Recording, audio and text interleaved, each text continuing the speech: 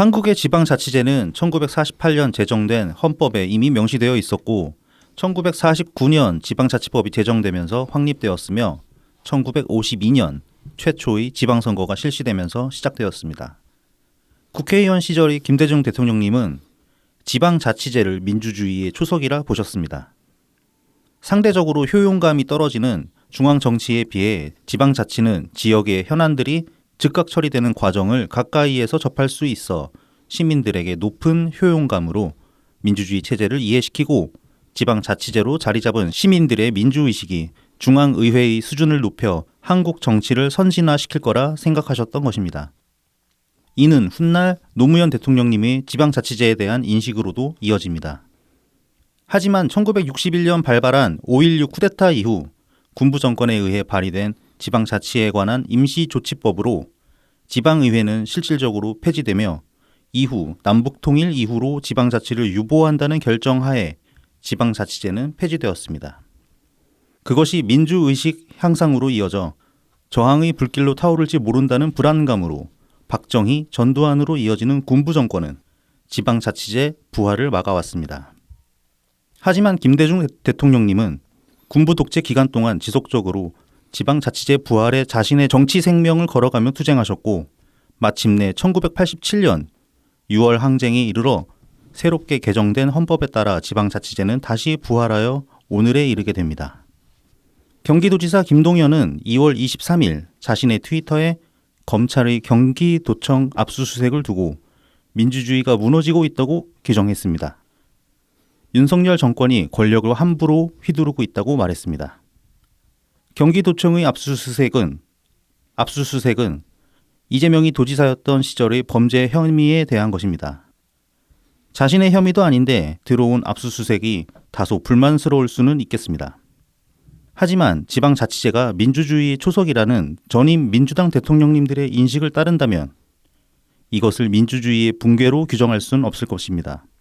지방자치를 바로 세우는 것이야말로 민주주의의 기본이며 경기도청에 가해진 압수수색도 지방자치의 병폐를 바로잡겠다는 의지로 볼 수 있기 때문입니다. 한국의 민주주의는 어떻게 무너질까요? 지난 5년간의 민주당을 돌아보면 답이 있습니다. 어려워 보이는 두꺼운 책을 들이대지 않고도 말입니다. 안녕하세요. 오늘은 2월 25일 토요일입니다. 저는 나이버TV 블랙하우 PC입니다. 네, 호우맨입니다. 지난주에는 우리가 오랜만에 금요일에 녹음을 했는데 네네. 오늘은 또 오랜만에 토요일 오전에 아침이네요. 네, 녹음하게 됐습니다. 아침인데 생각보다 토요일 아침인데 이렇게 이동하는 사람들이 생각보다는 많더라고요. 네네네. 아침부터 어디를 그렇게 바쁘게들 놀러 가시는지 토요일에 놀러 간다는지 꽤 됐구나 그러고 보니까 이 토요일 되면 맨날 데모만 하다가 생각해 보십시오. 1년 전 요맘때는 우리가 이재명이 대통령이 되냐 마냐를 가지고 뭐 걱정을 심하게 하지는 않았지만은 걱정을 했었단 말이죠. 나름대로. 네네. 잠텀 줬다는 거 아니냐 그러고 딱 1년이 지났더니만은 이제는 이재명이 감옥에 가냐 마냐를 지금 마음 편하게 바라보고 있단 말이죠. 네네. 요거 한 가지만 해도 참 진짜 뭐 윤석열이 취임한 이후에 지금 계속 개판 좀 많이 좀 그런 국정이 좀 많이 그런 면이 있는데도 불구하고 뭐 그거 한 가지만 생각해도 진짜로 오늘 아침에 문득 그 생각이 들더라고요. 작년 이맘때 난 뭘 했지 생각해보니까 3월 9일이 작년에 선거였으니까 투표였으니까 그렇죠. 때문에 네. 투표 이제 1, 2주 남겨놓고 우리도 이제 에피 한두 개 남겨놓고 이제 막 다음 주면은 뭐 결과가 나올 텐데 막 그러고 이제 뭐 그랬던 즈음이었는데 이렇게 달라졌구나 그런 생각이 들더라고요 문득. 그러고 보니까 작년 이맘때는 이제 그 안철수랑 윤석열이 단일을 하냐 마냐. 그렇죠. 네. 찌질하게. 그냥 하지 말라니까. 네. 그러니까 해가지고 또 깎아먹은 것 같은데. 근데 뭐 어쨌든 이겼으니까요. 네. 네. 뭐 그것 때문에 이겼다고 해도 사실 할 말은 없는. 뭐 그렇죠. 네. 결과만 좋게 나오면 다 끼워 맞춰지게 되니까. 예. 그 안철수가 지금 전당대회에 나왔는데 뭐 처음에 잠깐 좀 안철수 바람이 부는 것 같다가 뭐 그래도 김기현으로 굳혀지고 있는 뭐 그런 모양새인 것 같더라고요. 그 국힘 지지층 마인드도 그런 게 있는 것 같아요. 좀 보면 대통령 밀어줘야 된다는 그런 마인드가 있는 것 같아요. 네네. 그게 이제 뭐 단순히 이제 문파들이 특출난 생각이 아니었다. 특출난 그런 마인드가 아니었다. 그런 생각이 들고 어쩌면 뭐 문파들 보고 영향 받았을지도 모르고 근데 별로 그런 것 같지는 않고. 저는 근데 후자 쪽의 영향을 그러니까 문파들 그러니까 문재인 대통령님 지지자들의 그 영향을 받아서 하는 것 같아요. 좀 그런 예 그렇다면은 인상 비평 네, 그런 그렇다면 인상을 받았어요. 어떤 면에서는 시민의식을 선도한 면이 있는 거지. 적어도 지지자의 스탠스라는 것에서는 이렇게 보면 노사모가 참 멍청했던 거고 자기들 손으로 뽑아놓은 대통령을 왜 자기들이 비판을 하냐고. 자, 뭐 어제 이제 밤에 제가 대본 정리하다가 트위터를 문득 봤는데 이제 어젯밤이 아니구나 오늘 새벽이었구나. 윤거표님이 이제 디터리안 가피우스님이 트윗을 하나 올리셨는데 이게 되게 좀 뭐 어떻게 보면 좀 새로운 내용이 아닐 수도 있는데 좀 관점이 날카롭다라는 그런 느낌이 들어가지고 잠깐 좀 이야기를 해볼까 합니다. 올리신 글이 뭐냐면은 본인 스스로를 저처럼 깨끗하게 살아온 사람이라는 건 전두환 같은 독재자도 김대중, 노무현, 문재인 대통령 같은 민주투사도 안 쓰는 표현이다. 성직자도 안 쓴다. 오직 이명박 같은 사기꾼이나 쓰는 표현. 피식 웃음이 나올 정도로 웃기기까지 한 표현이라 개그맨이 쓸 법한 표현이기도 하다. 비슷한 예로 본인의 삶을 참혹한 삶이라 부르지는 연설도 있었는데 참 볼만했다. 포로 수용소나 삼천교육대에서 살던 사람도 스스로의 삶이 참혹했다는 표현은 안 쓸 것 같다.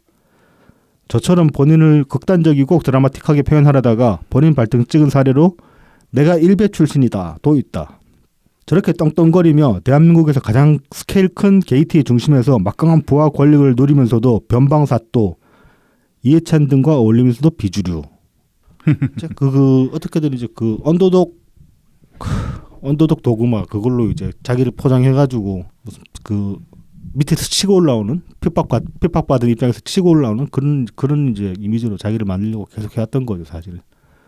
그렇죠. 뭐 돌아보면서 누가 자기 삶이 아무리 어렵게 살았던 사람이다 참혹하게 보냈다 그런 얘기는 안 하죠. 뭐 저기 아우슈비츠에서 살아남은 생존자들 좀 되면 모르겠다. 네네.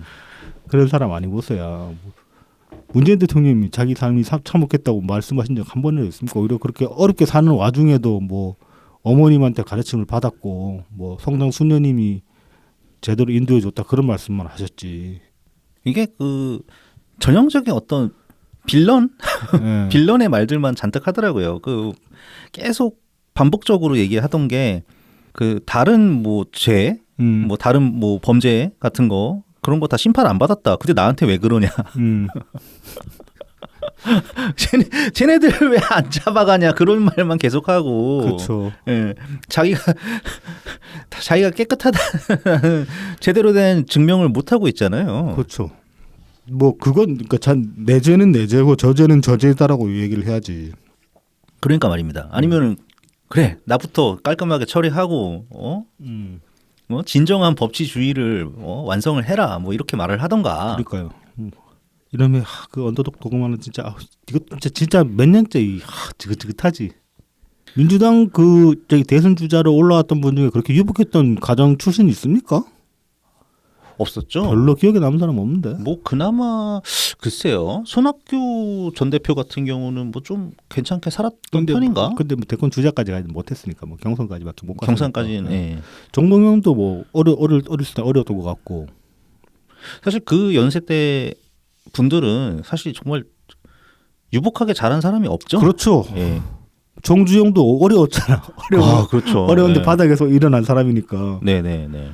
뭐 이병철은 모르겠다. 이병철은 원래 뭐 시장에서 좀 장사 크게 하던 집안이라고 하니까 뭐 치고 뭐 아무튼 그 당시에는 웬만하면 다 어려웠죠. 네네. 부자 동네라는 것도 따로 없었고 그래서 보면은.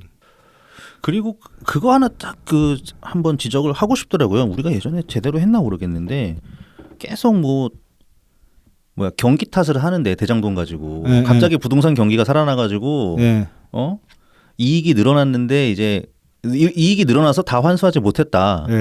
근데 내가 기본 이익을 딱 어느 선을 깔아놨죠. 1,500억인가 뭐 얼마인가 그걸 깔아놓고 이렇게까지만 한 이유는 부동산 경기가 이렇게 가라앉았을 때 그때도 이제 최소한의 건질 수 있게 해놨다는 거지. 그게 굉장히 웃기는 소리거든요. 웃기는 소리죠. 예, 초과이익 환수 조항이라는 이 말만 생각해 보면 딱 알 수 있거든요. 그렇죠. 초과이익이 발생했을 때. 그렇죠. 처음에 그러니까 일단 이 정도로 나눠 갖고 여기서 이익이 더 커지면은 그렇죠. 그거는 추가적으로 뭐 합의를 해서 뭐 그렇죠. 나누던가 네. 하자. 그렇죠. 보통 그러면 이제 지분율 가지고 나누잖아요. 그렇죠. 그래서 대장동 땅값이 확 올라가지고 네. 초과이익이 뻥 하고 터졌는데 네. 그게 지분율 가지고 나눠진 것도 아니거든요. 네. 그렇죠. 지분율은 성남의 뜰 아니 성남도시개발공사가 51%인가 그렇게 되고 그다음에 이제 성남의 뜰 컨소시엄이 49%뭐 대충 이런 식이거든요. 그렇죠. 그럼 반반 나눠 가져가야 되는데 네. 아이 그냥 화천대유가 싹 가져갔잖아요. 그리고 뭐 저기 땅값 타령 자꾸 하는데 그 동네 땅값은 그 동네 땅값은 그 아무리 부동산이 불황이라 그래도 제일 오를 수밖에 없는 금싸라기잖아요, 거기가. 그렇죠. 옆에 그러니까는 도로만 잘 연결하면은 바로 이렇게 띄울 수가 있죠. 그렇죠. 그걸 노리고 한 거거든요. 대장동 애초에 개발이라는 그렇죠. 게. 네. 예. 거기가 원래 최초의 그 LH에서 개발하려고 할 때가 전원주택 단지 뭐 이런 걸로 개발하려고 네, 네. 했던 그런 곳이에요. 근데 이제 거기가. 터널 뚫으면서 이제 완전 그 베드타운으로 이미지가 달라진 거, 확 그 성격이 바뀐 거지. 그냥 아파트로 그냥 딱 네. 올린 거죠. 이렇게 쫙. 고급 베드타운이 네. 된 거지 말하자면은. 아무튼 그래서 참 그 되도 않는 소리죠, 사실. 예. 근데 그 지지자들은 또 그 말 또 이제 금과학소처럼 받들어 가지고 뭐 억울하다고 그렇게 얘기하고 있고 뭐 오늘 이제 얘기하겠지만 유시민도 이제 그딴 소리 하고 있고 지금 보면 아, 그 진짜 그 민들레죠. 그 예. 뭐 시민 언론이라고 이제 만든 예. 사이트가. 네네. 아, 저는 그 유시민 씨 글 말고 예전에 이제 아프리카 TV 사장 예. 했던 그 문용식 씨가 네네. 글 올린 거 봤는데 아, 역겨워가지고. 거기 골 때립니다. 지금 보면 뭐 이재명도 빨고 조국도 빨고 그 내부 충돌을 할 텐데 이재명이랑 조국이랑 같이 쌍끌이랑 못 빠는데. 아무튼 뭐 아주 특이하게 잘들 놀고 있더라고요. 네. 아, 근데 진짜 도저히 못 보겠어. 짜증 나죠. 예, 예. 아, 막 이게 어지간하면은 그냥 대충 읽어주고 그다음에 좀 확 그냥 까버릴 텐데 아예 언급도 하기 싫어. 읽지를 잘 못하겠더라고요. 뭐 그런데 그 저도 이제 이번 주에 유시민 글을 읽으면서 좀 많이 짜증이 났는데 아무리 글이 짜증이 나도 이재명 말하는 거 직접 보는 것만 아, 네. 네. 이건 진짜 못 참겠어. 아, 이번 주에 그 기자 간 다음에 한다고 하는데 그래서 이제 한번 봐보자 그래가지고 오랜만에 이재명 뭔 소리 하나 좀 생으로 느껴보자 그래가지고 그 이제 유튜브로 들어와서 봤다. 진짜 못 참겠더라고. 10분도 못 본 것 같아. 저는 이제 오후에 그 기사로 봤는데 네, 기사에서 그냥 느껴지더라고요. 네. 그냥 뭐. 이명박 저 되게 싫어했거든요. 네. 그냥 인간 자체를 정말 싫어했거든요. 근데 그러면서 이제 이만큼 누군가를 그냥 그 존재 자체를 싫어하게 될 일이 앞으로 있을까 그런 생각을 했었어. 아, 네, 네. 내가 얼마나 순진했는가. 가볍게 뛰어넘어. 아, 진짜. 이명박조차 막 이재명에 비하면은 이명박조차 선녀로 몰 지경이다. 네. 순박한 면이 있어. 이명박조차. 그래서 참 힘들다 이거. 네. 뭐 그리고 저기 뭐 지금 이낙연 대표님 이번 주에 이제 좀 기사에서 많이 다루더라고요. 그 이제 워싱턴 대학이었나 거기서 이제 통일 주제 강연 하시면서 이제 그 동안에 강연 몇 차례 하셨는데 그것들은 별로 안 다루다가 이제 아무도 시즌이 이러니까 지금 민주당의 대안이 이제 필요한 시점이 아니냐 그런 식으로 해서 의도적으로 좀 띄우려고 하는 언론에서 이렇게 좀 네. 부추기는 그런 면이 있어 보이는데 정작 이제 이낙연 대표님은 그냥 뭐 초연하게 말씀을 하셨어요. 거기에 대해서 뭐 예정대로 그냥 이따가 갈 거다. 6월에. 예, 그래서 이제 그 미국에서 출국하시는 건 5월인데 5월에 출국해가지고 독일로 건너가신다고 합니다. 아, 그래서 네. 독일에서 지금 예정된 일정이 한 달이 채 안 되기 때문에 그래서 5월에 독일로 넘어가셔가지고 6월쯤에는 들어올 것이다. 그렇게 이제 말씀을 하고 계십니다. 네. 그리고 좀 하나 봤는데 네. 그 이병훈 의원이 이렇게 인터뷰를 한 게 있더라고요. 네네. 그래서 이병훈 의원 얘기로는 네, 이낙연 대표님께서 네, 그 지난 그 대선 경선 때 네. 워낙 그 말도 안 되는 마타도어를 많이 당하셔가지고 그렇죠. 아예 정계 복귀 생각이 없지 않겠냐 뭐 이런 얘기를 했는데 뭐 그건 모르겠습니다. 그거는 이제 뭐 이낙연 대표님 직접 하신 얘기는 아니고 그냥 그렇죠. 순전히 이병훈 의원의 거의 개인 의견에 가까운 것이기 때문에 그리고 애초에 정계 복귀 안 할 거였으면 미국 가서 무슨 연구 활동을 할 이유가 없었잖아요. 그러니까요. 그냥 어디 요양이나 가시면 되지. 그래서 이 부분은 이병훈 의원이 좀 너무 섣부르게 말씀하신 거 아닌가. 네. 그리고 괜히 그 약간의 좀 개인적인 감정이 많이 들어간 것 같다. 이게 그래서 썩 도움이 되는 내용은 아니지 않겠냐. 그렇죠. 그런 생각이 들었습니다. 저도 이제 저도 그 기사를 보고 좀 뭔 소리 하냐 싶었던 게 실제로 이낙연 대표님이 미국에서 그 교포분들이랑 상당히 교류를 많이 가지셨어요. 네. 근데 그게 자기 스스로를 정치인이 아니라는 스탠스로 있으면 그렇게 교류를 가지고 이렇게 그걸 노출시킬 필요가 없잖아요. 그냥 그렇죠. 지인들이나 몇 명 만나고 그러면 되는 거지. 네네. 굳이 이제 뭐 교포들이랑 막 그 신년회도 하시고 뭐 이런저런 행사도 많이 참석하시고 그랬는데 그럴 이유가 없잖아. 그래서 좀 뜬금없는 소리 같다. 뭐 네네. 그런 느낌이 듭니다.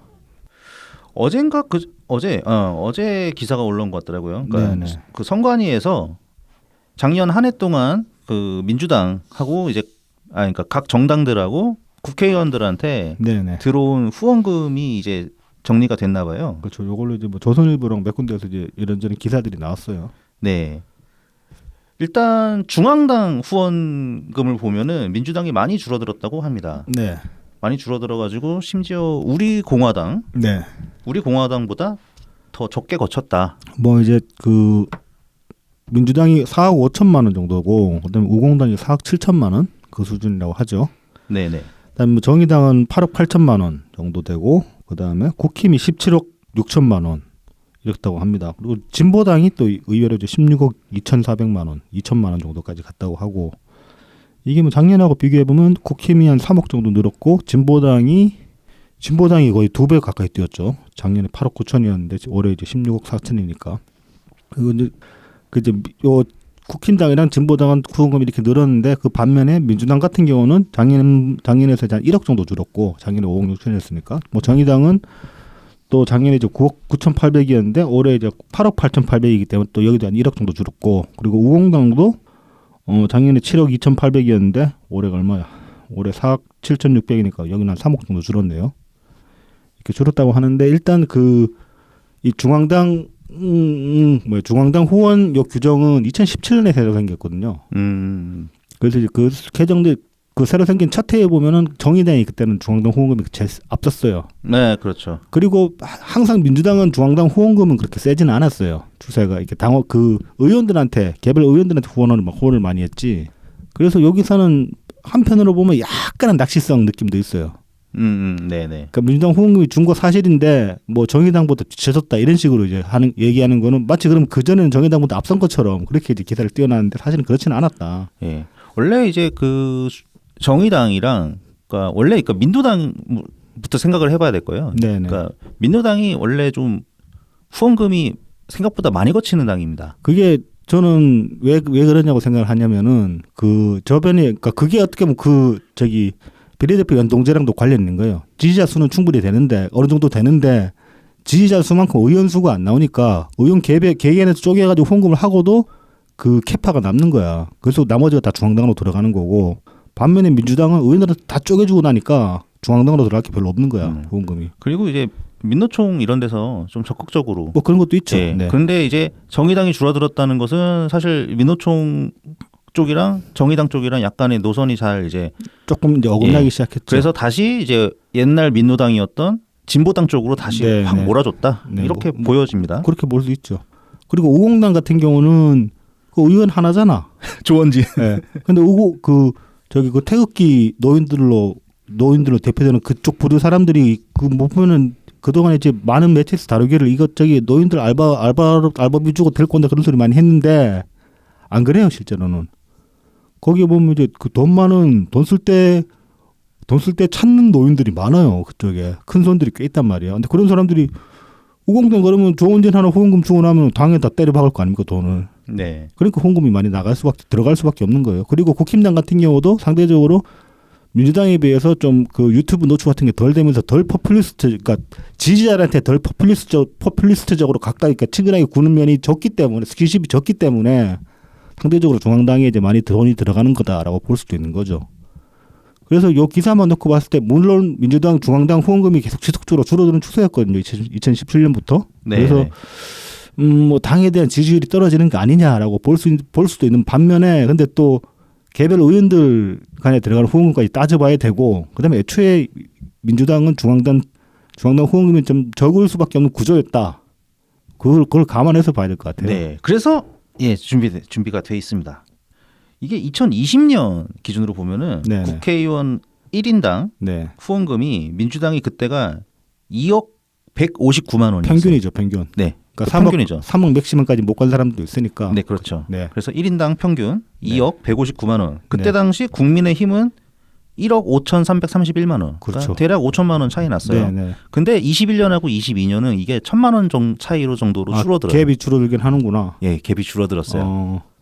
그건 어떻게 보면 이제 국힘당 의원들이 그만큼 스킨십에 많이 성공했다는 소리도 되는 거죠. 그리고 일단 대선 이겼고, 그다음에 지선도 이겼잖아요. 네. 예, 그러니까는 이 격차가 많이 줄어들었고 민주당 적극 지지층이 아무래도 조금은 확실하게 줄어들지 않았겠느냐. 뭐 이해찬 당대표 체제부터 해가지고 조금씩 이 정떨어진 면이 있었으니까 중앙당에. 뭐 분명히 이제 후원금 그렇게 이제 지속적으로 중앙당 후원금이 줄어 들어간 그 추세에는 문파들이 작용한 면도 있긴 있을 겁니다. 그렇죠. 어느 정도 이제 그게 전체적인 규모에서 어느 정도로 영향을 미쳤는지는 알 수 없지만은 적극 지지층이었으니까요. 네. 문파분들도 그래서 네. 적극적으로 후원하시던 분들이었죠. 그러니까요. 뭐 이제 그렇게 보면 요 기사의 분석이 또 아주 틀린 건 아니지만은 다만 이제 뭐 이게 뭐 원래부터 그런 구조였는데 뭐 정의당보다 뒤처진 것처럼 이렇게 이제 싹 다룬 거는 좀 낚시성이다. 그러니까 좀 오버했다. 네. 예. 저도 처음에 요 기사 퍼와가지고 이해찬 한번 욕 세게 했는데 트윗 파갔다가 1분도 안 돼서 지웠거든. 뭔가 이상한데 그래가지고 잽싸게 옛날 자료를 찾아보니까 처음부터 그랬다는 거야. 예, 그래서 맞아요. 아이고 이걸로 까면 안 되겠다 그러고 잽싸게 지웠는데 네. 그래서 좀 참고들 하시라. 네네. 네. 그러니까 여론조사 그 지지율 추이 흐름이랑은 뭐 약간은 맞아떨어지는 거는 있어요. 그렇죠. 네네. 분명히 이제 줄어드는 거는 확실히 그 당 지지세도 줄어든다는 거는 부인할 수 없겠죠. 네. 그리고 좀 충격적이었던 거는 국회의원 중에서 가장 후원금 많이 거둔 애가 김남국이라는 거. 김의겸도 많이 걷었잖아요. 저 작년 다 채웠잖아. 3억. 예. 근데 이제 왜 그 닿는 게 빨리 딱 닿지 않으면은 네. 조금 오버돼서 거치잖아요. 그것까지 다 감안하면은 이제 남국이라고. 남국. 그다음에 뭐 이제 국민의힘 1등은 장제원이었다. 네. 김남국 목에 힘주고 다니면 하네. 그러니까 남국이 믿는 구석이 있었어. 사람들이 참 정이 없어. 그 돈 몇 푼 주고 그 김남국 위한 척 하지 말란 말이야. 소개팅 자리 좀 내주고. 그 좀 사람 구실하게 좀 어떻게 남국이 저러는 거 저는 남국이는 교화될 수 있다고 봅니다. 매드맥스 그 분노의 도로 보셨죠? 안 봤습니다. 안 봤습니까? 네. 거기 보면 이제 저기 뭐 워보이라고 네. 그 광신도 집단이 나와요. 두목 광신도 집단이. 근데 얘들이 다 못쏠이야. 의도적으로 못쏠로 만들어가지고 광신도를 키운 거야. 예. 그래서 그중에 애 하나가 교화가 되거든요. 네. 이쪽으로 넘어는데 이유가 뭐냐면 이쪽에 있는 젊은 여자들이 걔를 잘 해줬어. 잘 보듬어주고 막 뽀뽀도 해주고 그랬어. 그러니까 바로 돌아서는 거야. 남국이라는 거 100% 외로워서 그런 겁니다. 그러니까 좀 소개팅 시켜가지고 남국이가 바라보는 세상이 좀 아름다운 세상이 되게 그렇게 만들란 말이지. 뭐 저는 뭐 그건 모르겠고 김남국한테 하고 싶은 얘기는 네. 땡길 수 있을 때 많이 땡겨둬라. 뭐 그렇죠. 그렇게도 할 겁니다. 네.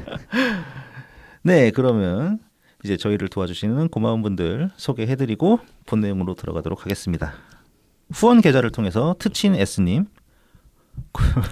고추든 김호준님 후원해 주셨습니다. 감사합니다. 감사합니다. 그 다음에 제공입니다. 웰컴퓨터입니다. 부산 사하구 개정로 221 사하시장 복개로 입구에 있습니다. 070-8742-9595-051-271-0066입니다. 트위터에서 웰컴퓨터, 인스타그램, 페이스북, 네이버 블로그에서 웰컴퓨터 AIRSEE 숫자 12를 검색해 주시면 됩니다. SNS 프로필에 카카오톡 오픈톡방 링크로 상담이 가능하니까요. 예, 문의사항 있으시면은 카카오톡 오픈톡방 이용해 주시면 될 것 같습니다. 2009년부터 오랜 조립 경험을 바탕으로 가장 적절한 부품을 구성해서 조립해 드립니다. AS 고장 수리는 원격으로도 가능하니까요. 많은 문의 부탁드립니다. 자, 이제 21일 날 트윗을 올리셨습니다. 그 지난주에 말씀드렸던 그 3차 이벤트 추천 방송 결과. 네네.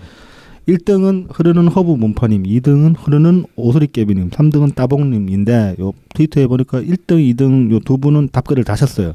그래서 3등 따봉님 혹시 그 저희 방송 들으시면은 혹시 당첨된 거 모르실 수도 있으니까 확인하시고 28일까지 쪽지를 보내셔야 됩니다. 아, 얼마 안 남았네요. 네.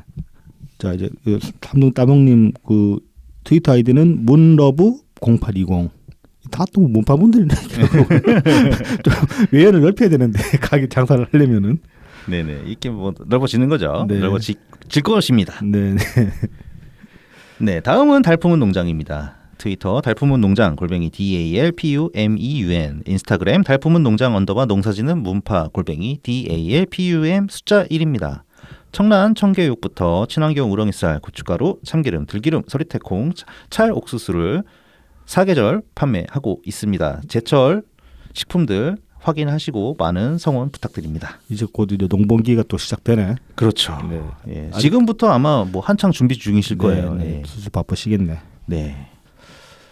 자, 이제 뭐 본내용 들어가 봅시다. 네. 첫 번째는 이제 지난주에 요거 저희 녹음하고 나와가지고 요거를 참 그 못 다루고 원래 썸네일로 쓰려다가 잠시 고민을 했었는데 뭔가 좀 저희가 안 다룬 내용인데 이 썸네일로 쓰면 낚시성이 아닌가 싶어가지고 보류했다가 이제 이번 주에 잠깐 짚어보려고 합니다. 하도 어이가 없어가지고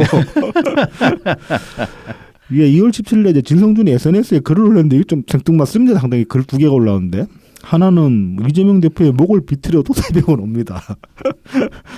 또 하나는 이재명 대표의 목을 비틀어도 민주주의는 죽지 않습니다. 이딴 소리를 했어요. 이게 처음이 원글이고 그 다음에는 수정해서 이걸로 바꾼 건가요? 아니요, 2개가 올랐습니다. 아, 2개가 올랐습니다. 네. 아, 예. 그 다음에 이거 좀 수정했죠? 뭐 수정을 했습니까? 이 뒤에? 페이스북에서 약간 좀 이렇게 다시 고쳐 쓴 것 같던데. 예. 그래서 이제 뭐 아시는 바와 같이 이건 이제 닭의 목을 비틀어도 새벽은 온다라는 이제 요 말에서 이제 요 말을 뭐 변형시킨 거라고 할 수 있는데 딱 보는 순간 뭔가 어색하잖아요. 그렇죠. 왜 이재명?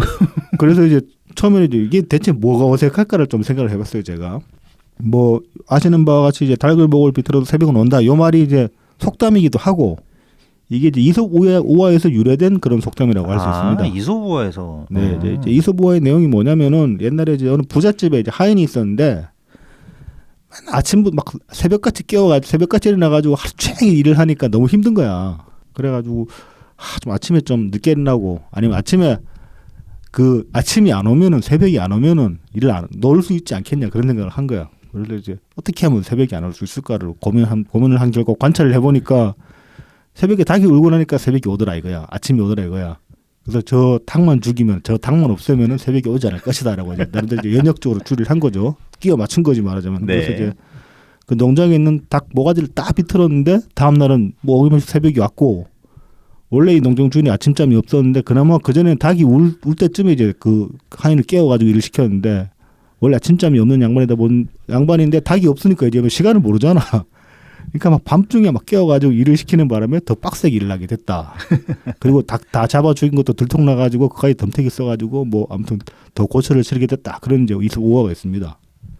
여기서 이제 그 유래된 말인데 일반적으로 이제 그 쓰이는 용법은 인과관계를 잘못 오해한 거 이제 연역적으로 추리를 했는데 끼워 맞추기식으로 해가지고 사실 인과성이 없는데 인과성이 있는 것처럼 아니면 역으로 인과성을 조립을 해야 되는데 그래서 잘못 조립한 그런 이제 잘못된 인과관계를 비꼬는 이제 그런 속담으로 많이 쓰이죠.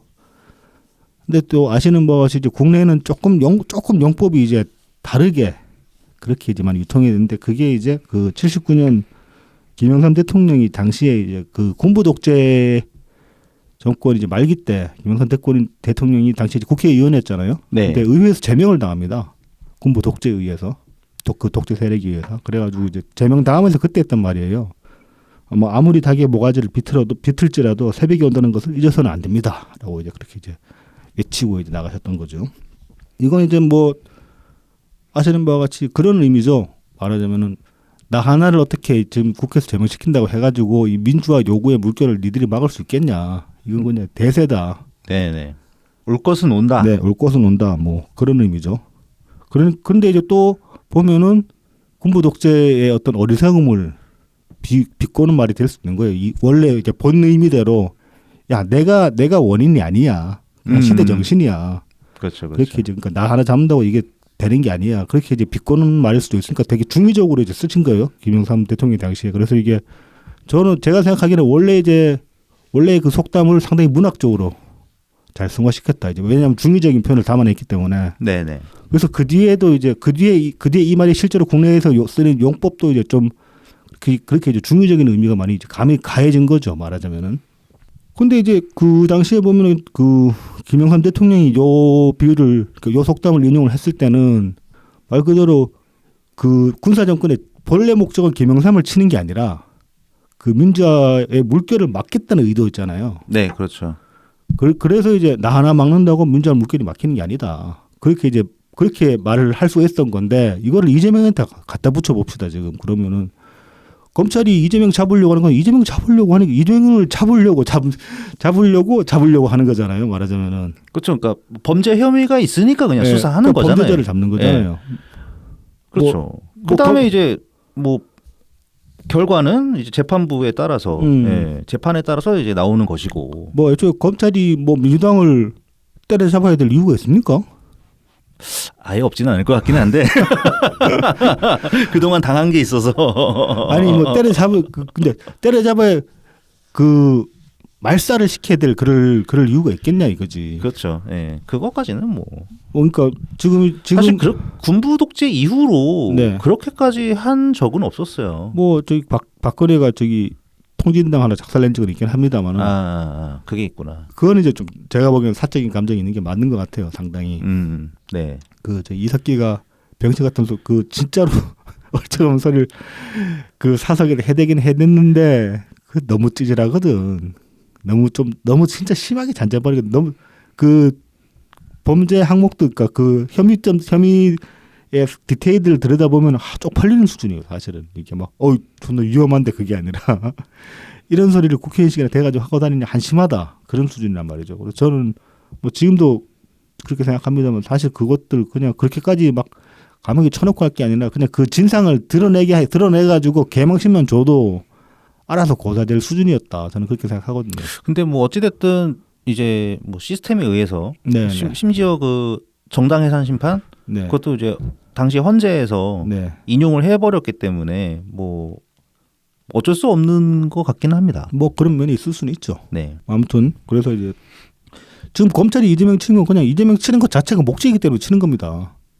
그래서 이재명한테 그 달근 모가지 비틀었다 그 비유를 들어버리면은 우스워지는 거예요. 왜냐하면 검찰의 목적은 이재명 모가지 비트는 거거든.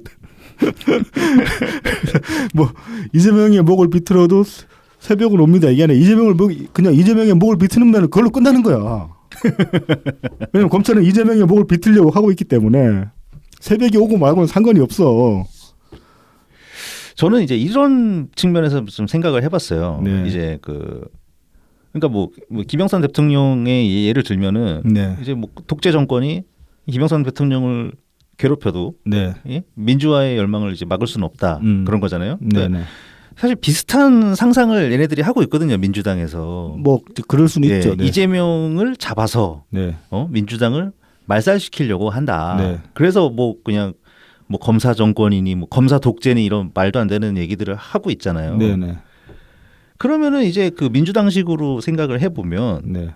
이제 이재명을 가로막아도 그다음 그 뒤에 뭔가가 와야 되는데 그게 도대체 뭘까? 옛날 네. 같으면 뭐 민주화에 대한 열망 이런 거였는데 그럼 이 민주당에서 생각하는 식으로 생각하면은 뭐 국민들이 막 들고 일어나는 거지. 막 이재명 내놔라 이 새끼들아 막 하면서 그런 식으로 일어나야 되는데 그게 있냐? 그렇죠. 뭐 그렇게도 뭐 그게 중요하죠. 과연 그렇게 될 것인가? 이재명으로 대표되는 게 대동세상 좀 될 텐데. 네네. 그러면은 뭐 국민들 다수가 대동세상을 원하나 지금? 그러니까요. 대동세상이 시대 정신인가? 네네. 그러니까 이제 최근에 그 여론조사가 있었어요. 네네. 이제 체포동의안 이제 보내지고 나서 이런 이재명 구속 수사에 대한 여론조사가 있었는데요. 네. 미디어 토마토하고 갤럽에서 조사를 했더라고요. 네네. 이제 미디어 토마토 조사에서는 체포동의안 찬성 반대에서 반대가 약간 높습니다. 네네. 오차범위 안에서 약간 1.7% 포인트 네네. 정도로 반대가 살짝 높았고 네네. 갤럽에서는 구속 수사에 대한 찬성이 오차범위 바깥에서 좀 우세했어요. 네. 뭐 어쨌든 뭐 아주 그냥 대충 얘기하면은 반반이다. 그러니까는 막 뭔가 막 물결처럼 이렇게 확 밀려드는 이재명에 대한 어떤 방패, 보호 이런 게 막 물결처럼 이렇게 밀려오고 있지는 않다. 최대한 이제 보수적으로 잡아도 그냥 찬반 양론이 이제 창만 양론이 치열하게 대립하고 있다. 그 네네. 수준으로 볼 수 있는 거죠. 어떤 시대 정신이 이재명을 지키는 거다. 그런 건 절대 아닌 거지. 네, 그렇죠. 그러니까 뭐 굉장히 무의미한 그 본인의 판타지, 네. 민주당의 판타지에 젖어들어 있는 그냥 별 쓸모없는 얘기다. 그렇죠. 그래서 이제 뭐 결론을 내리자면 진성준 의원한테 제가 해드리고 싶은 말은 이재명 대표의 목을 비틀면은 이재명이 죽습니다, 그냥. 그러니까 안 그래도 지금 검찰이 비틀려고 네. 하는데 왜 굳이 먼저 비트는지. 뭐 새벽이 오건 민주주의가 안 죽건 그건 별로 상관이 없고 그냥 이재명 목을 비틀면 이재명이 죽으니까 어디 가서 이런 좀 얼처럼 소리 해가지고 그 괜히 이렇게 방송 시간에 화려하게 만들지 마시기 바랍니다. 이거 참 진짜 너무 어이가 없어서 지난주에 이 뒤에서 보고 대체 이 멍청한 거를 대체 어디서 나온 거냐 싶어가지고 한참을 고민했네 이거 네. 때문에. 아, 김성태보다 바보 같은 것 같아. 그러니까요. 근데 뭐 한편으로는 또 그런 얘기도 있습니다. 이거 그냥 이재명 위안장하면서 이재명 까는 거다. 아, 진성준이 지금 소심하게 반항하고 있다. 그렇게 보는 시각도 일부 있긴 한데 저는 별로 뭐 동의는 안 됩니다만 뭐 그렇다 그러면은 화이팅 하시고 이재명 디제라 소리를 이렇게 한 거면 화이팅 하시고 모르겠습니다. 네, 모르겠습니다. 네. 알 수가 없어요. 자 이제 이어서 그 지난주 저희 에피에 보면 저희 에피에 이제 그 아주 반가운 그런 댓글 두 개나 달렸습니다. 보면은 막 저기 보통 저희 그 고정 청취자분들이 많이 댓글을 달아주시는데 이제 그 저희 나름의 유엔 학생이라고 할 수 있죠. 이것도 아, 이제 네. 반론을 제기하시거나 이제 좀 뭐 이재명 지지 입장을 밝히시는 그런 댓글들이 두 개나 달려가지고 상당히 반가웠는데 이제 그 중에 하나가 좀 나름 성의 있다는 건 좀 이제 무리한 표현이고 나름 이제 많이 생각을 하시고 이런저런 이제 지적을 해오신 그런 댓글이 하나 있어가지고 원래는 그 제가 이제 거기다 이제 대댓글을 달려고 했다가 그 저도 좀 빈정상한 면이 있었어요. 뭐냐면 딴 게 아니라 무슨 여론조사 업체들을 추천한다면서 그 여론조사 꽃을 들이대시길래 이거는 댓글로 어차피 싸워봤자 이분도 자기의 세계에 갇혀 있기 때문에 이거 그냥 세계관 충돌만 가중될 뿐이지 이건 뭐 결론날 기회도 아니다. 그렇게 생각을 해서 댓글 다는 걸 말았는데 다만 그래도 이거 한번 저희가 이제 방송에서는 다뤄볼 만한 내용이지 않을까 싶어가지고 그래서 이번 주에 이제 BC님이 준비를 해오셨습니다. 네. 아, 저는 이 추천 여론조사 네. 너무 반가웠습니다. 너무 반가웠어요. 딱 제가 보고 있는 것들만 거의 다 올라왔어요. 네네. 하나만 빼고. 하나 빼고 리얼미터. 네. 그러니까 리얼미터랑 미디어 토마토, 그다음에 네. 갤럽. 네. 마지막으로 이제 여론조사 꽃. 이렇게 4개의 여론조사를 추천해 주셨는데 네. 제가 리얼미터 빼고 다 보고 있었거든요. 이런조사 꽃은 깔려고 보고 있었구만. 처음에 깔려고 혹시 장난치지 않나 하려고 하는데 아직까지 큰 장난은 뭐 치지 않고 있기 때문에 네네. 네, 뭐 그래서 계속 그냥 네. 모아놓고 있습니다. 네네. 모아놓고 있고요. 근데 리얼미터 봤더니 리얼미터가 그 작년 대선 전까지는 이제 네. 오마이뉴스랑 했었어요. 지금도 오마이뉴스랑 하고 있는 것 같은데 네. 제가 리얼미터를 안 봤던 이유가 자꾸 그 유무선 비율이 자꾸 바뀌고 막 그래가지고 네네. 도저히 그 조사 신뢰성이 조사의 그러니까 지난주랑 이어서 볼 수가 없게 되는 거지. 네. 버리면은. 그걸 자꾸 바꿔놓으니까 그래서 안 봤었는데 그 작년 언제부턴가 했던 시작한 미디어 트리뷴이라는 네. 그 인터넷 언론사가 있나 봐요. 네네. 거기서는 지금 매주 네. 그 조사를 하고 있는데 거기서는 이제 유무선 비율을 고정시켜 놓고 매주 발표를 하고 있더라고요. 네네. 그래서 이제 좀 급하게 리얼미터도 좀 챙겨봤습니다. 네. 자, 뭐 이제 여론조사 얘기는 조금 이따 하기로 하고 네. 이제 이분이 이제 짚으신 그 두 가지 이야기 중에 하나가 이제 저희가 이제 민생 현안 법안 너무 안 다룬다. 뭐 이재명 까고 민주당만 까지 말고 민주당이 얼마나 하는 일이 많은데 네네. 민주당이 지금 추진하고 있는 민주당 현안 입법 같은 거 좀 찾아서 다뤄라 막 그런 게 네. 그거를 뭐 국민의힘에서 태클 걸어가지고 네, 예. 막고 있다가 이제 구체적 사례로 양곡 양곡관리법이냐? 양곡관리법 개정안 이제 요거를 예로 두셨어요. 네. 하여튼 뭐 법안은 나름 이제 다룬다고 네. 뭐 다뤄보긴 하지만 일단 이제 뭐 너무 많아요. 변을 너무 많고. 하나를 말씀드리자면 제가 의도적으로 이 법안 같은 경우는 이제 저희가 다뤄야 될 것들 예를 들어 가지고 저기 뭐 유영천 의원이 발의하신 그런 법안들 저번에 네네. 말씀드렸던 그 저기 뭐 헤이트 스피치 방지법 같은 거 네. 그런 것도 이제 의의가 있다 아니면 뭐 정청래가 발의했던 거는 그냥 저기 뭐야 자기 면 세우려고 네네. 별로 실효성도 없고 위헌 소지 충분한 법인데 그렇게 이제 당장에 땜빵용으로 그렇게 던진 거다 그런 식으로 이제 말씀드린 적도 있긴 하지만 대체로 법안은 좀 안 달리려고 하는 이유가 일단 너무 많고 네네. 올라오는 법안이 너무 많기도 하고 그 다음에 이 법안은 다루려면은 진짜로 전문성이 필요하거든요. 대부분 네, 경우. 그렇죠. 근데 저희가 전문성이 있는 사람들이 네. 아니잖아요. 네. 그렇습니다. 그래서 그 섣불리 건드리는 것보다는 아예 안 건드리는 게 네. 나을 수도 있다. 그래서 이제 잘 안 다루려고 하는 게 있었는데 마침 양곡법을 지적을 해주셨기 때문에 그래서 이제 비씨님이 시간을 들여서 찾아보신 겁니다. 네. 그리고 이 양곡 관리법 개정안 내용은 좀 기사가 많이 또 나온 것들이 상대적으로 그렇죠. 네. 있어서 좀 이렇게 잘 정리를 해볼 수가 있었습니다. 네네. 작년에 이제 쌀 가격이 네. 대폭 하락했다고 해요. 네네. 그러니까는 농사가 쌀이 너무 잘 돼가지고 그래서 엄청나게 떨어졌다고 하면서 그때 이재명이 막 그랬어요. 아니 양곡 관리법이 있는데 이게 왜 그러니까 정부에서 쌀 수매를 안 하냐? 네네. 왜 안 지켜지냐? 뭐 이런 식으로 네, 좀 네. 얘기를 했던 저희 기억이 있거든요. 네. 하여튼 그래서 민주당에서 아예 이것을 법안으로 만들어서 발의를 했습니다. 그래서 민주당이 양곡관리법 개정안 핵심은 뭐냐면은 이 쌀 수요 대비 초과 생산량이 3% 이상이거나 네. 수확기에 쌀 가격이 전년 대비 5% 이상 하락할 경우에 정부가 쌀을 매입하는 것을 의무화하는 법안입니다. 네네.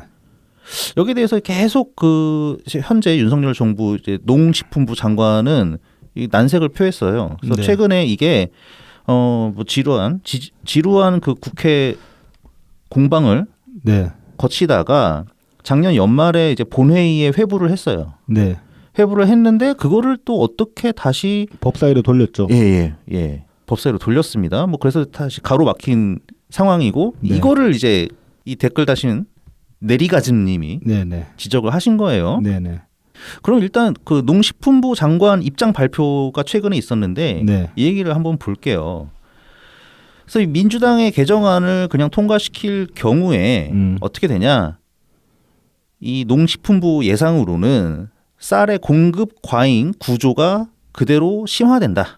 그래서 이게 심화되니까는 계속 이 농부들은 쌀을 계속 생산을 할 거고 그러면은 지속적으로 쌀 가격은 하락할 거다. 근데 이제 하락하는 만큼 그 적자가 누적되는 거죠. 말하자면 정부의 지원금이 계속 들어가야 되는 네. 거니까. 또 이제 그럼 지속 하락하니까는 지속 하락하면 정부가 사들여야 될 쌀 양은 계속 늘어나겠죠. 그렇죠. 네, 그러니까는 이게 2030년 예상인데 네. 2030년 정도 되면은 이 정부 재정 부담이 1조 원에 이를 것이다. 네. 그렇게 되면은 다른 데 투자해야 될 예산이 축소될 압력이 될 수 있다.